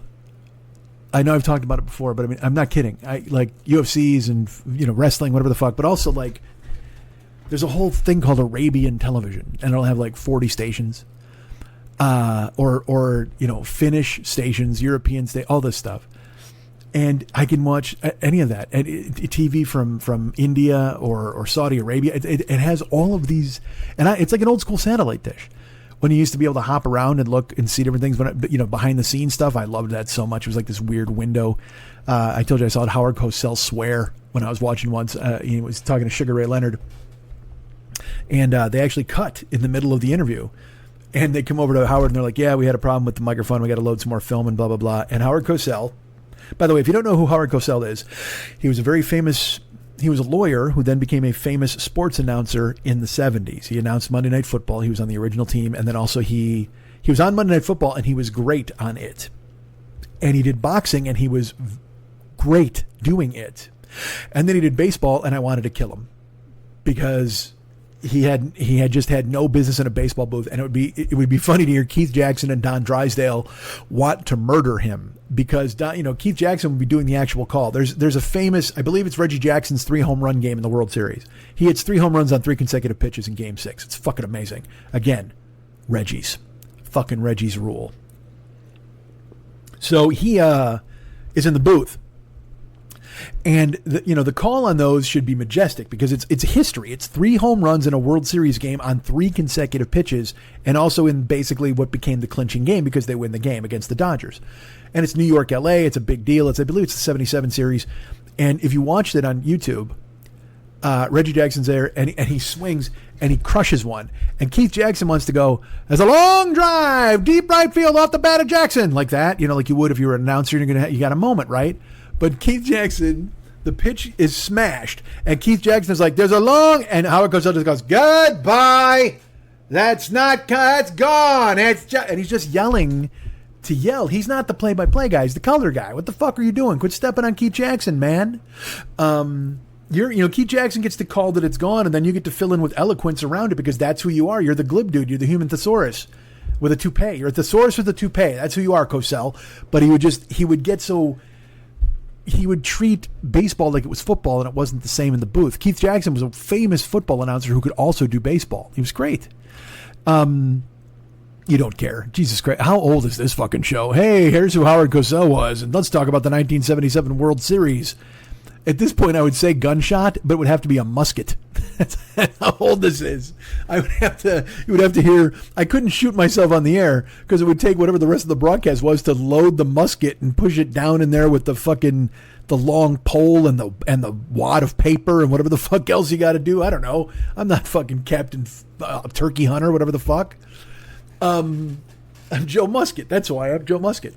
Not to be confused with Joe the Plumber, who we lost. Oh, we lost Joe the Plumber. It's a shame, folks. You remember Joe the Plumber, guy in his yard, yelled at Obama, became famous for a while, ran for office, got his ass beat, then got fucking cancer or whatever. Look, I don't want anybody to die. It's a drag. It's like Mitch McConnell. We talk about it all the time. He just keeps getting possessed by fucking haunted spirits, and he stands there for 4 minutes while his staff is like whispering in his ear. I don't want that guy to die. But I don't, it wouldn't do anything to me if he did. Who cares? He's a fucking asshole. He's mean to people. He's just a mean guy. Joe the Plumber raking leaves in his yard, yells at Obama, and all of a sudden he's on TV all the time, and he's selling stickers with his name on it. It's like, what the fuck? What a planet. You know what I mean? And then he was like anti-union and talking about owning a small business and how the costs are going to go up because of Obama. And then he was on, like, he took government assistance or whatever. And there's nothing wrong with that. I'm not saying that's a bad thing, but none of them ever come around and go, yeah, you know what? I was probably wrong. No, they just, they unfortunately get sick, and their family has to watch them waste away lying on a bed filled with their stickers. Joe the Plumber. Why do I even fucking know that guy's name? Joe Musket. Now there's a guy I get behind. I get behind Joe Musket. Joe Musket approaches the president. Now we got a conversation.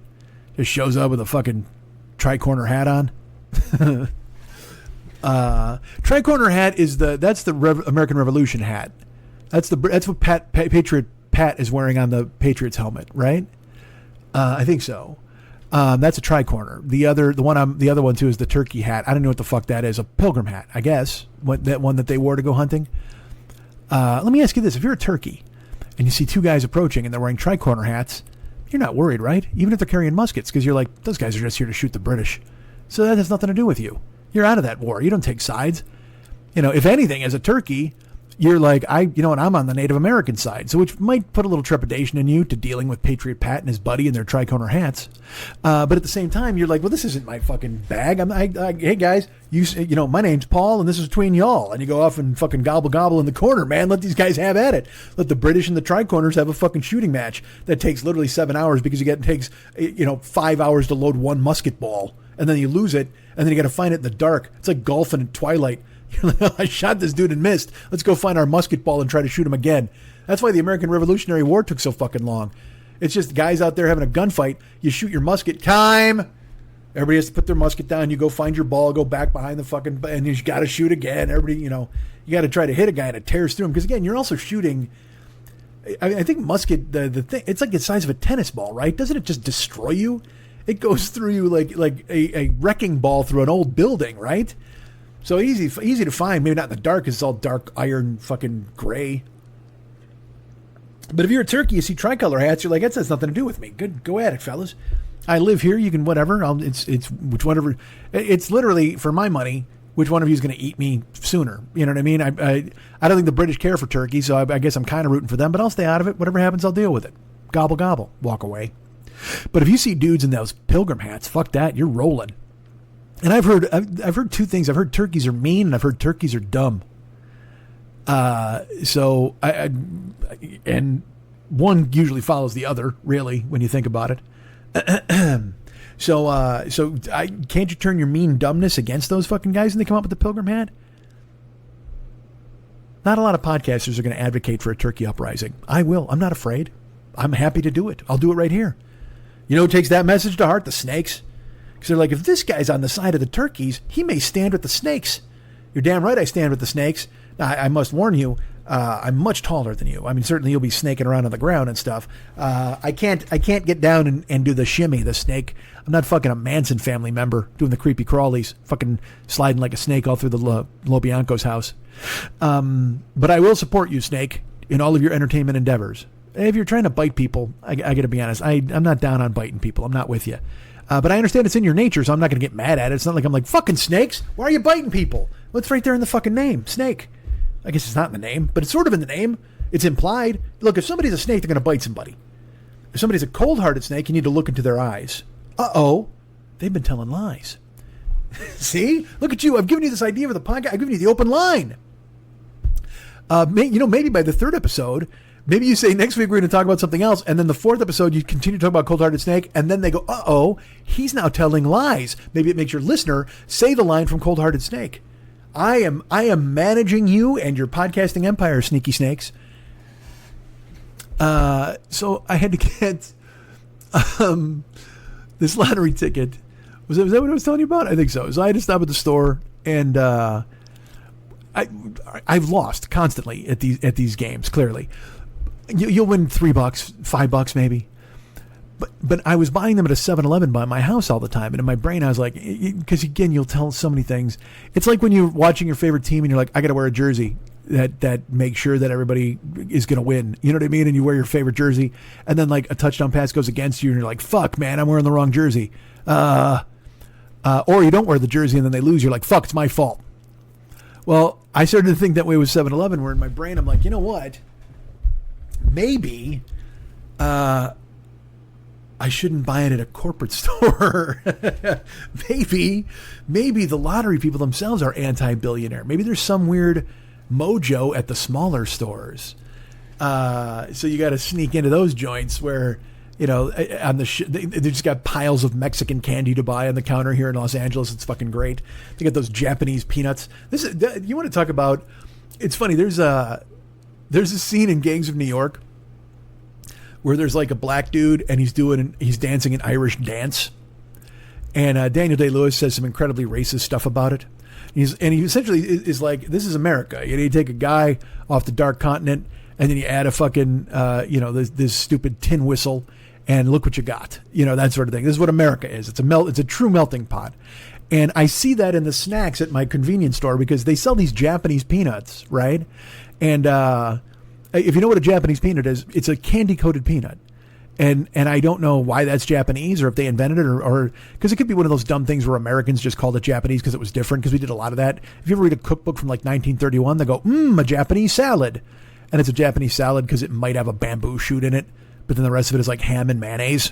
You're like, wait, I don't know if this is really a Japanese fucking salad, but all right, I'm going to guess you guys want to call it, like the exotic tropical salad. And it's just, macaroni and pineapple and ham and mayonnaise. And you're like, dude, I don't fucking, why is mayonnaise in all of these things? That immediately takes Japan and tropical right out of it. And you would think that, but there's mayonnaise in fucking everything in Japan. And that's why you got to get Kewpie mayonnaise. Dudes, look, let's talk mayonnaise. Let's rank it real quick. Your American mayonnaises, certainly your Hellmann's and Best Food are those are the mainstream brands that I would take. Certainly better than Kraft, any of those other mayos, whatever the fuck. But boy, Duke's mayonnaise, also terrific. Everybody likes the Duke's mayonnaise. It's very good.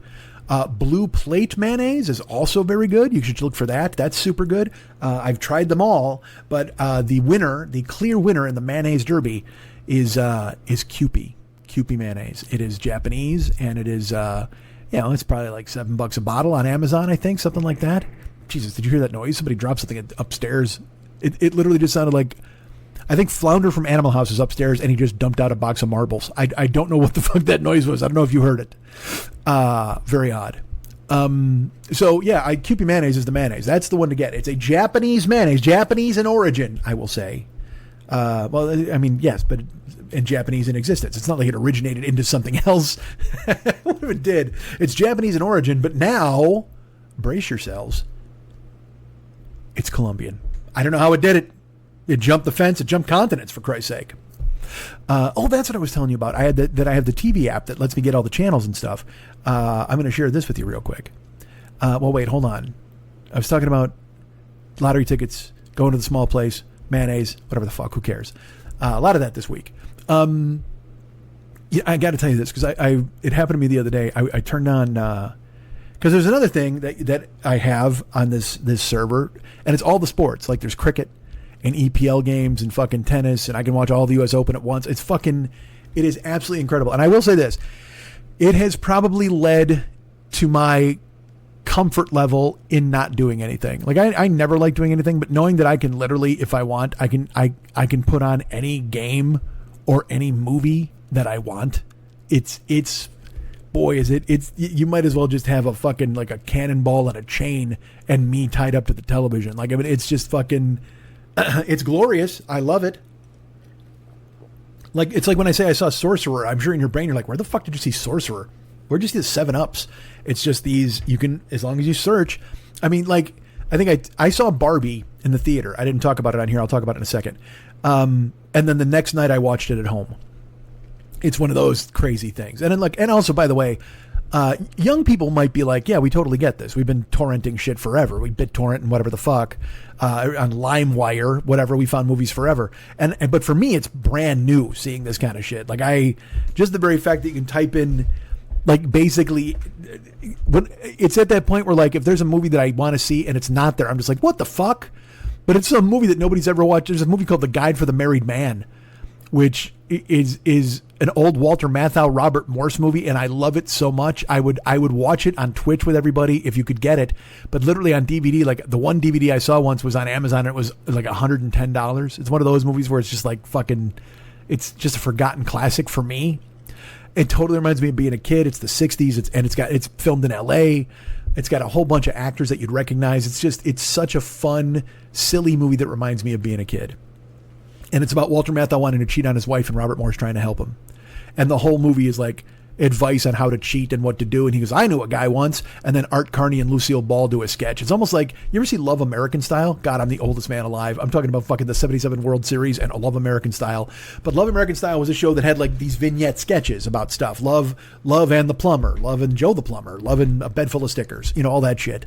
Well, this movie's kind of like that. And then it goes to these vignettes starring like Sid Caesar and Jack Benny, like all the funny guys from that period of time, who I don't love. Like, again, I don't love that kind of stuff, but Phil Silvers is in it, and he's just fucking shticky and weird. Bob Hope is in it. Or no, not Bob Hope, Jack Benny. Jack Benny's in it. Bob Hope's not in it. It's so fun. It's like it's a mad world. It's just one of those movies with like 1 million people in it doing silly things, and that's what this movie is, man. It is. So I looked for it, and it wasn't on the thing, and I was so mad.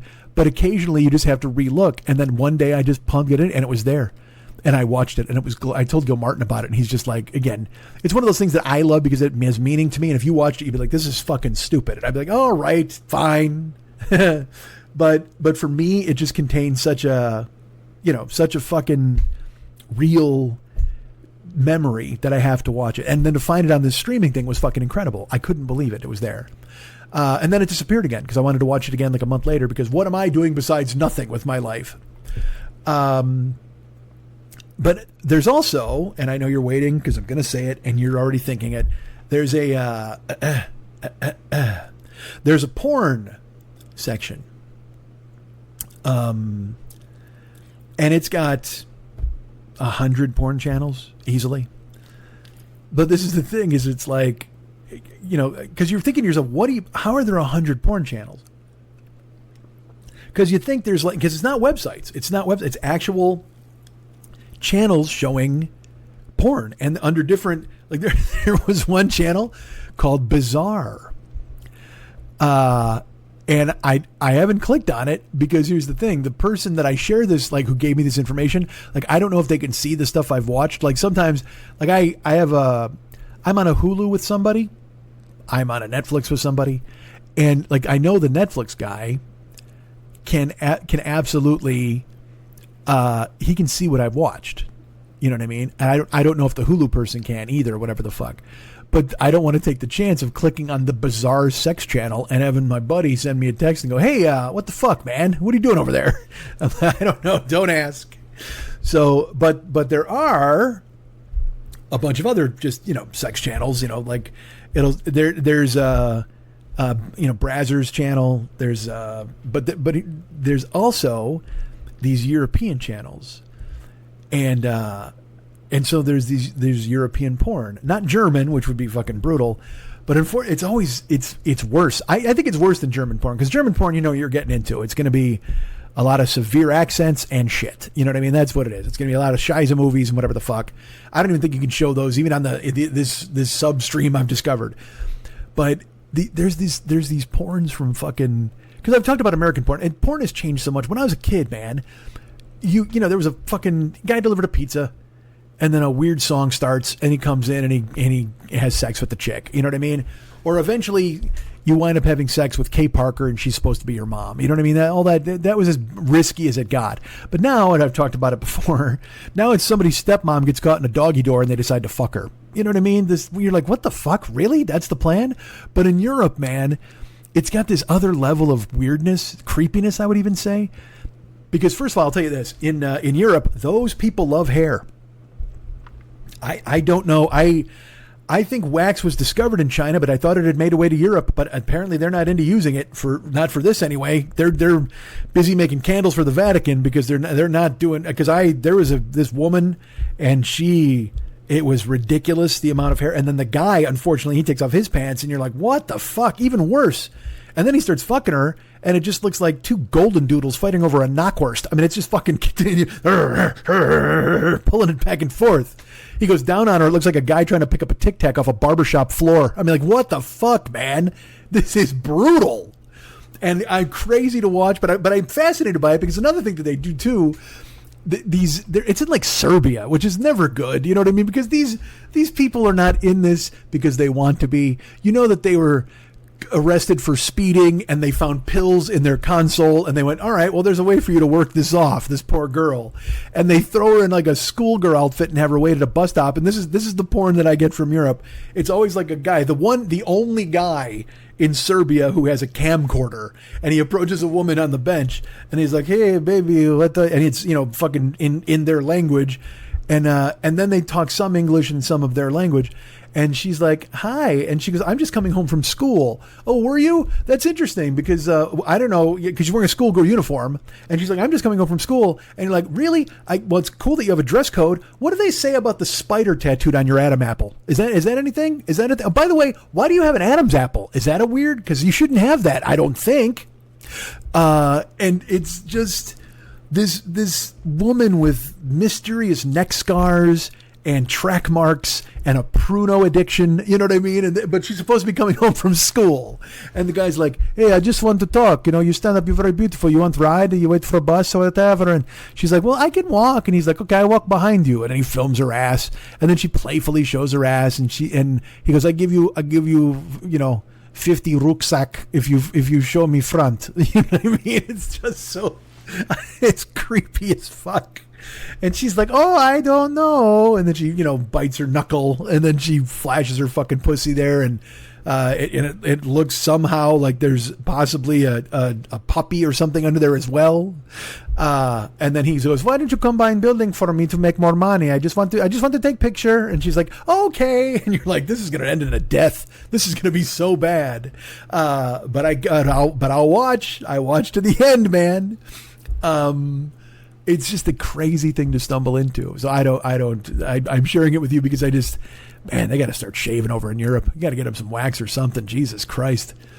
All right. So I was going to stop and get lottery tickets, right? So I decided I wasn't going to do corporate stores. I was going to go to these side stores. It's a place called Eagle Market. So I pulled in, and I'm in line, and I turn around, and they have a full display of Chinese potato chips. Now I've gone to places like downtown where they'll have Japanese snacks and stuff like that, and it's you expect to find them in these places. Or if you go to the XO market or any of these places, the Lucky 7 market, whatever the fuck, there's Asian markets where you can buy that kind of stuff. But this is just the Eagle Market. This is American. Obviously, there's an eagle right on the fucking sign. It's patriotic. How do you have Chinese snacks? Shouldn't you be against this sort of thing, man? But I turn around, and when I say a display, it was a stack of boxes taller than me. It was about, I would say, 6'8" of snacks in boxes, all different flavors. And I was like, what the hell? So I just started grabbing them. I grabbed one that was like, roasted squid flavor. And I just started piling them on the counter. I'm stacking them up, putting them over there. I found these Pringles, Chinese Pringles that are cucumber flavor, that were tomato flavor. There was a Texas barbecue flavor. I'm just putting them all, and I'm just boom, boom, boom, putting the bags down, putting the Pringles down, all this stuff. And the guy's just ringing them up, and it's fucking cool. And I'm like, all right. And then I go, I think that's enough. I think I got like 4 cylinders and 10 bags. I don't know. I put them all down, and I go, and I also need lottery too. He goes, okay, great. And I handed him my 2 lottery things, and he goes off and he runs over. He goes, okay. He goes, you got the chips? You need bags? I go, I do. I have a bag in the car I could get. He goes, no, that's fine. We'll take care of it. Beep, beep, beep, beep, beep, beep, beep, lottery, beep. And he goes, okay, that's $88. and I had to do a double take because I heard somebody in line laugh. Because I was just like, duh, huh? Bang, like my fucking eyes popped out of my skull. And I went, $88. I go, how many lottery tickets did you give me? He's like, well, no, it's the chips. Chips are fucking $6.75, $7 each. The cylinders are more, the Pringles. It's because, again, I only bought $10 worth of lottery tickets. Everything was $7 of fucking crack for these, and they're little bags. They're not big ass bags of chips. And I looked, and I didn't. And this is what I should have done. Quite frankly, is going, fuck that. I don't want any of these. That's what a grown person would do. But there were people in line behind me, and they'd all saw me going crazy and going, I can't believe you have Chinese. Like, I was so excited. I can't believe you have Chinese snacks. This is amazing. Oh my God, I've been looking all over the place. So I had just talked them up in such a way that I had just found the holy fucking grail. And sure enough, it's $88. And I go, okay. And I had cash. And I was like, I didn't want to put it on my fucking, my debit card, for fuck's sake. That's all I need is to get my fucking car repossessed because I spent $88 on chips and forgot to replace it. So I had cash. I was about to go to the bank on my way home and put it in the thing, but nope. I went ahead and paid the money I had made, not all of it, but money I had made that day. I just handed him the money. And I grabbed the bags because there were several. And I go to walk out, and there was a woman and a dude behind me, and the woman was still laughing, and the guy looks at me, who was behind me in line, and he goes, "You must really like those chips."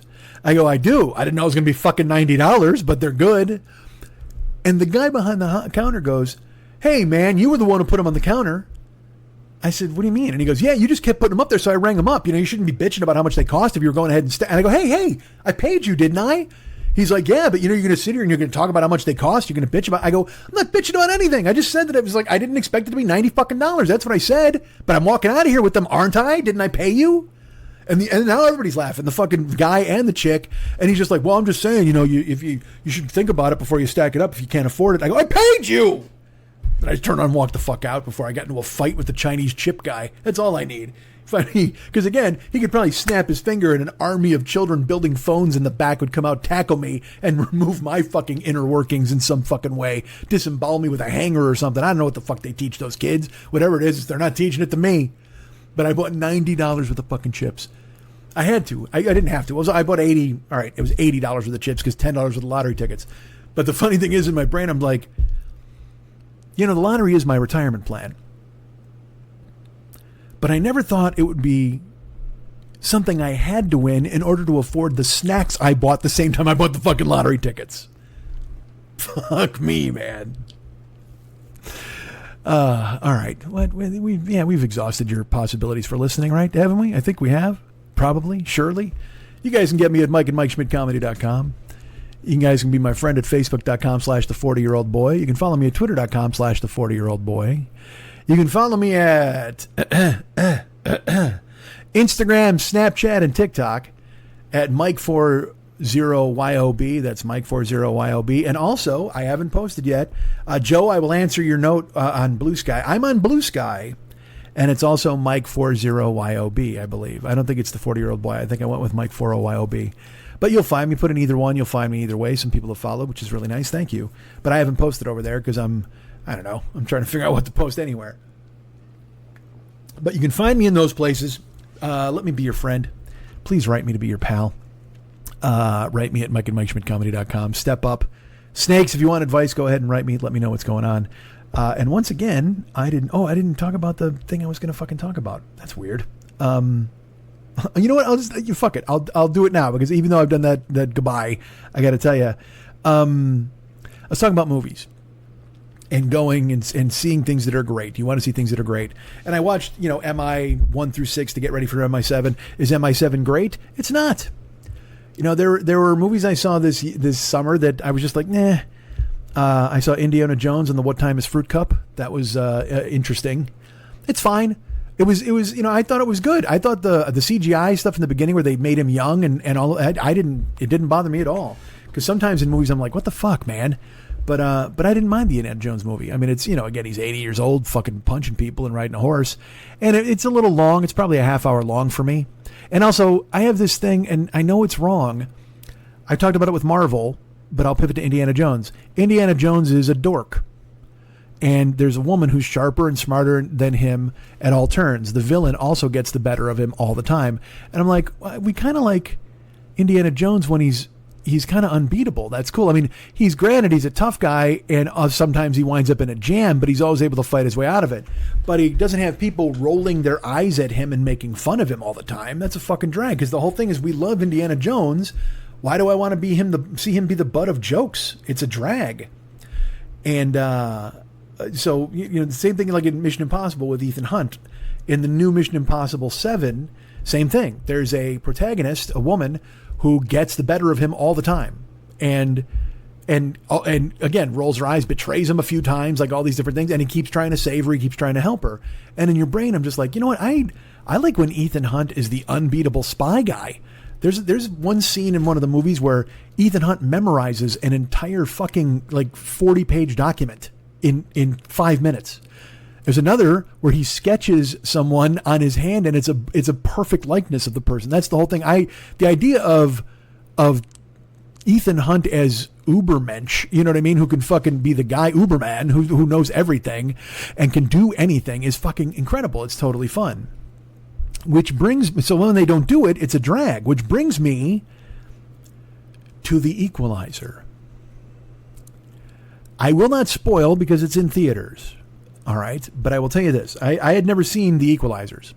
And the third one was coming out. And in my brain, I'm like, well, I love Denzel. And I've never seen these. I've never seen Man on Fire.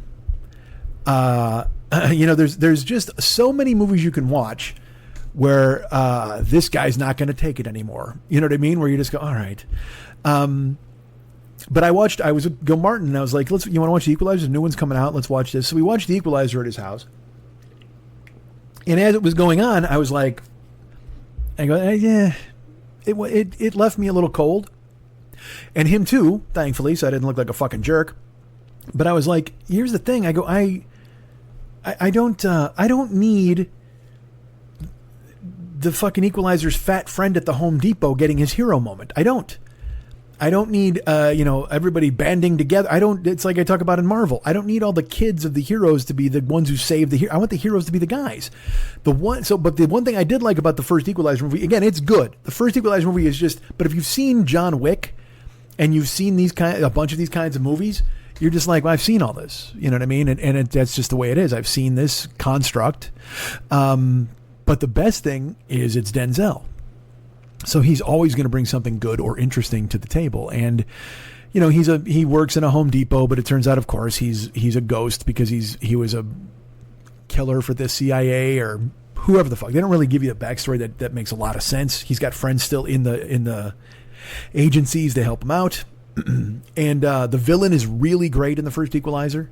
It's just that I just want to see him match wits with Denzel. I don't need to see Denzel's security guard buddy you know what I mean? That's the thing that drives me crazy. I don't, but the first Equalizer is good. He keeps going to this one diner and there's a girl that he knows and he only gets involved with this Russian mob because they do some things to her. And it's the idea of him being this awesome dude who's got all these skills, but he just wants to have a regular life. But then when he sees injustices, he writes them. It's a fucking brilliant, brilliant idea. And I know it's right from the television show. I never watched it, but I wonder if it's the same thing. And I'm sure Edward Woodward's terrific. I did watch the pilot episode of the Queen Latifah Equalizer. No, thank you. But the first Equalizer was, it's good. But there were things where I was just like, you know what? I've seen this before and I don't need to see it. It's just a thing where I don't understand. So then I watched The Equalizer 2, and I think The Equalizer 2 is a better movie, but it just turns into a bullet festival. Like I like seeing The Equalizer, like seeing Ethan Hunt do Ethan Hunt stuff. The Equalizer does a thing where he's like, all right, I'm going to kill everybody in this room in 20 seconds. And he sets his stopwatch and then he fucking does stuff. It's fucking amazing. In the second one, it was a lot of sneaking around and it didn't really, the second I don't want to give anything away, but the second you see someone, you go, well, that's a bad guy. I know it's weird, but you've seen these movies enough to where you think that's the case. Well, that's the bad guy. That's fine. But it did have Denzel Washington being fucking Denzel goddamn Washington. There's a scene he has with a young kid who a gang is trying to recruit. And he's like, just kill me, dude. Just kill me. He put the gun to his head. And then he takes the gun away and he puts the gun to the kid's head. And he's like, you don't know about death. And he's literally like right forehead to forehead with this kid and like spit's coming out of his mouth. He's like, you don't know about death. You don't know anything about death.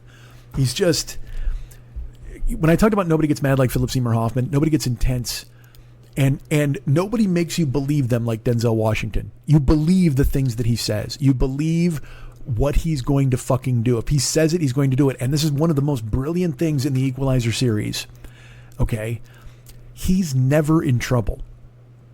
He might get shot, but you never see weakness out of him. He is intense the entire fucking time. If he gets shot, he's just going to walk a little faster and he's going to get to another guy and kill him a little harder. Like he's just, cause he's the hero. He's the guy. He's unbeatable. He's bulletproof and you're rooting for him in that way. And they smartly let him be that. They let him be fucking bulletproof. It's amazing. I don't want to give too much away about the third one because it's still in theaters. But the third one, I told you, I liked the first one. I thought the second might be a better movie. I might take that back after talking about them out loud, because he does Equalizer stuff in the first one that he doesn't do in the second one. The third movie is fucking awesome. I saw it with Pat. It is fucking amazing. The new Equalizer 3, it's set in a perfect place. He does Equalizer shit. He does this thing. There's a dude, he's like, I'm going to fucking kill you. I'm going to kill you. He goes, hurry up. I'll be here. I'm waiting. Hurry up. Come back. Like, because Denzel doesn't take any shit from anybody, and you believe it. You absolutely fucking believe it. He wants the guy to come back because he wants to kill him. He can't wait to fucking kill him. It's so fucking beautiful. The character's the character. But to get perhaps the most intense actor in the fucking world, Daniel Day-Lewis can become other people. He's very intense because he can become other people and radiate intensity, whether he's the guy in Gangs of New York or he's the guy in There Will Be Blood or he's in fucking Last of the Mohicans. You feel it coming off of him. Denzel is just fucking Denzel. And still, though, you believe him in his roles. Even in your brain, you're like, well, that's fucking Denzel Washington. But it doesn't matter. I would believe Denzel Washington would fucking kill 5 guys. I mean, he's just that intense and fucking good.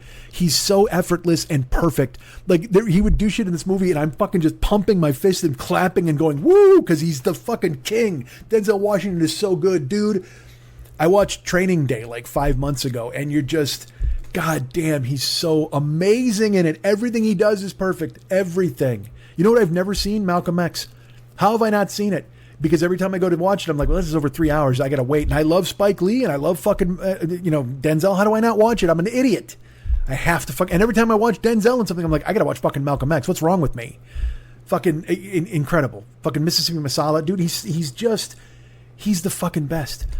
And I mean, I love Brad Pitt. I love DiCaprio. I love that. But Denzel Washington is the fucking king. He is so amazing.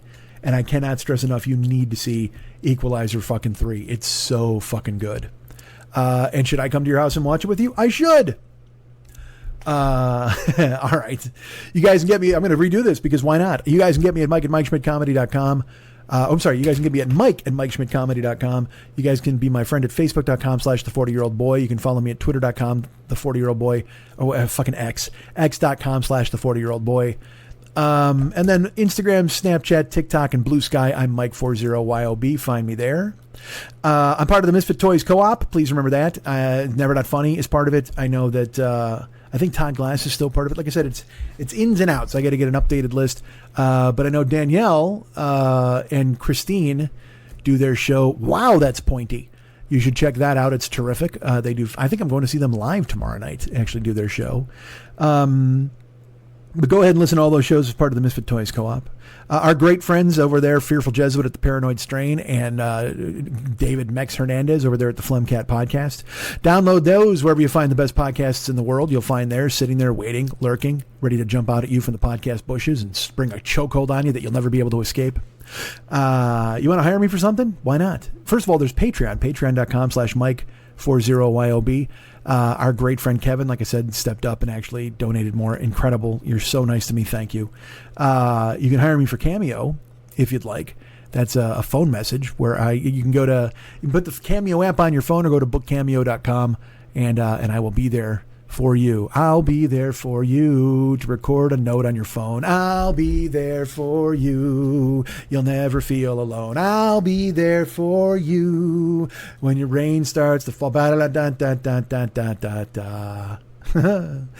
me for Cameo. I'll send a message to you or your friends or whomever you want me to. Your sister, your cousin, your brother, your aunt, your cousin. How about your other cousin? What about that other cousin you never talked to? Let's get all your cousins a note. How many cousins you got? 15? I'll make 15 different messages for all of your cousins.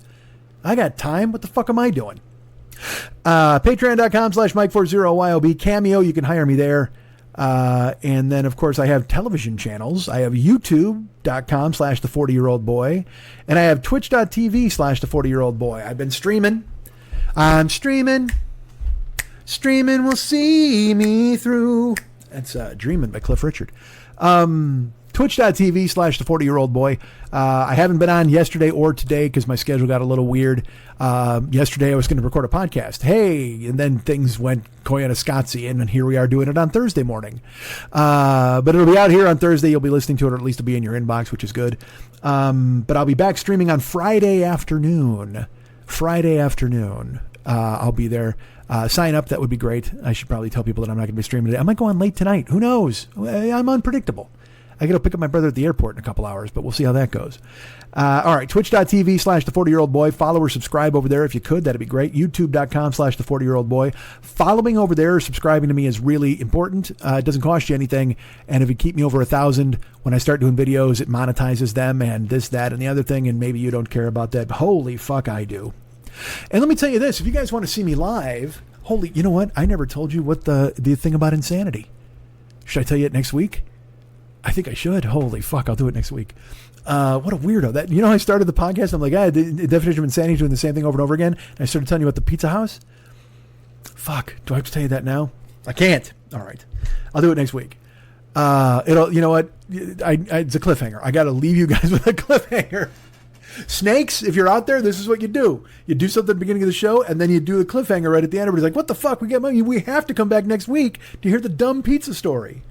If you want to see me in person this weekend, Sunday, 7 o'clock p.m., I will be doing J. Keith Van Stratton's live podcast called Go Fact Yourself. It's at a place called the Center for Inquiry. You can go to gofactyourpod.com for tickets. It's a give whatever you want type of thing. I don't think there's any set price. You pay at the door if you want. Go Fact Yourself. It's at the Center for Inquiry, which I think is on Temple, maybe downtown LA, possibly. I don't know. And it's me answering trivia questions against another person, a woman. I was against a very talented actress, and then she moved, and I think another very talented actress has stepped in, another writer actress, whose name, Allison Paymer? Would that be it, possibly? Do I need to go fucking look? I think I do. Why not? Let's do that. See if I can pull it up. Hold on. Let's see if I can find this person. I can. Here's this right here, guys. Oh, Go Fact Yourself Live. Anna Camp. I think Allison Paymer may have been the first person. This is Anna Camp. You can find her at The Real Anna Camp at Instagram. But it's Go Fact Yourself, the live show in Los Angeles. The Center for Inquiry, I was right. It's on West Temple. Pay what you want at the door. Go to gofactyourpod.com for tickets. It's Anna Camp against me, Sunday night, September 10th, 7 o'clock p.m. J. Keith Van Stratton and his special guest co-host, Nicole Thurman. Helen Hong is usually there, the lovely and talented Helen Hong, who I enjoy very much. But now we're going to go with Nicole Thurman. She's going to be co-hosting, and it should be fantastic. The show's going to be great. I'm probably going to get destroyed because I'll tell you what, it's Thursday, and they still haven't told me, because you have to pick your own categories, and then they tell you beforehand what the categories will be, and I'd really kind of like to get up to speed on some stuff. And I don't like losing. I really don't. But you know what? If it's Anna Camp beating my ass, that's one ass whooping I got to take, right? Of course. So there you go. The Go Fact Yourself live show in Los Angeles. That's Sunday, September 10th at 7 o'clock. That's a lot of S's. That's, Snake would enjoy this. Sunday, September 10th at 7 p.m. Me, Anna Camp, J. Keith Van Stratton, Nicole Thurman. And, yeah. All right. I was going to, you know what? Fuck. Oh, God damn it, Mike. I forgot the pizza thing, but also I was going to do a break and then have commercials and then the plugs. Guys, I'm learning how to do this all over again. Snakes don't listen to me. Clearly, I don't know what I'm doing. I used to be fucking clockwork with this goddamn thing. I was like a goddamn fucking Swiss watch, German stopwatch. I don't know, somebody else who's technically proficient from another country. I was all of those things. And yet, here we are with me stepping on my own dung. Dung? I was going to say dick and tongue. Oh my God, get me out of here. My mouth is not working. All right. Yeah, we'll be here next week. Thanks.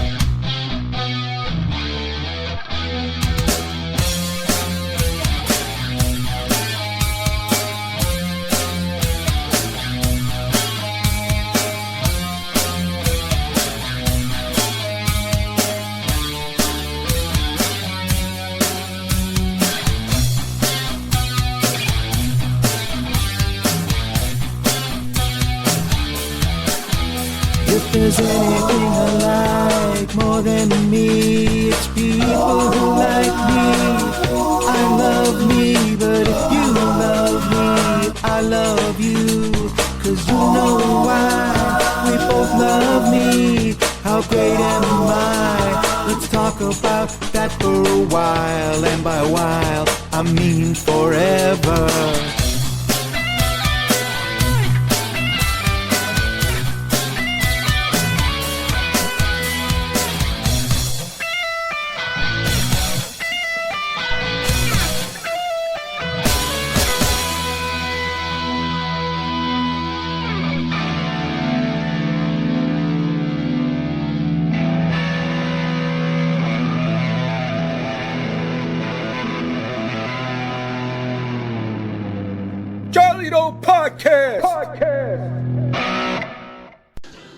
Hi, everybody. This is Todd Glass. What could I say that would make you want to give the Todd Glass Show a listen? Well, I guess you could poke around on YouTube, and if some of the stuff over there makes you laugh or my Netflix special act happy, then maybe you'll give it a listen. The only other thing I could do is make it short because it's interrupting a podcast you already love. Okay, I'm done. Thank you. Goodbye.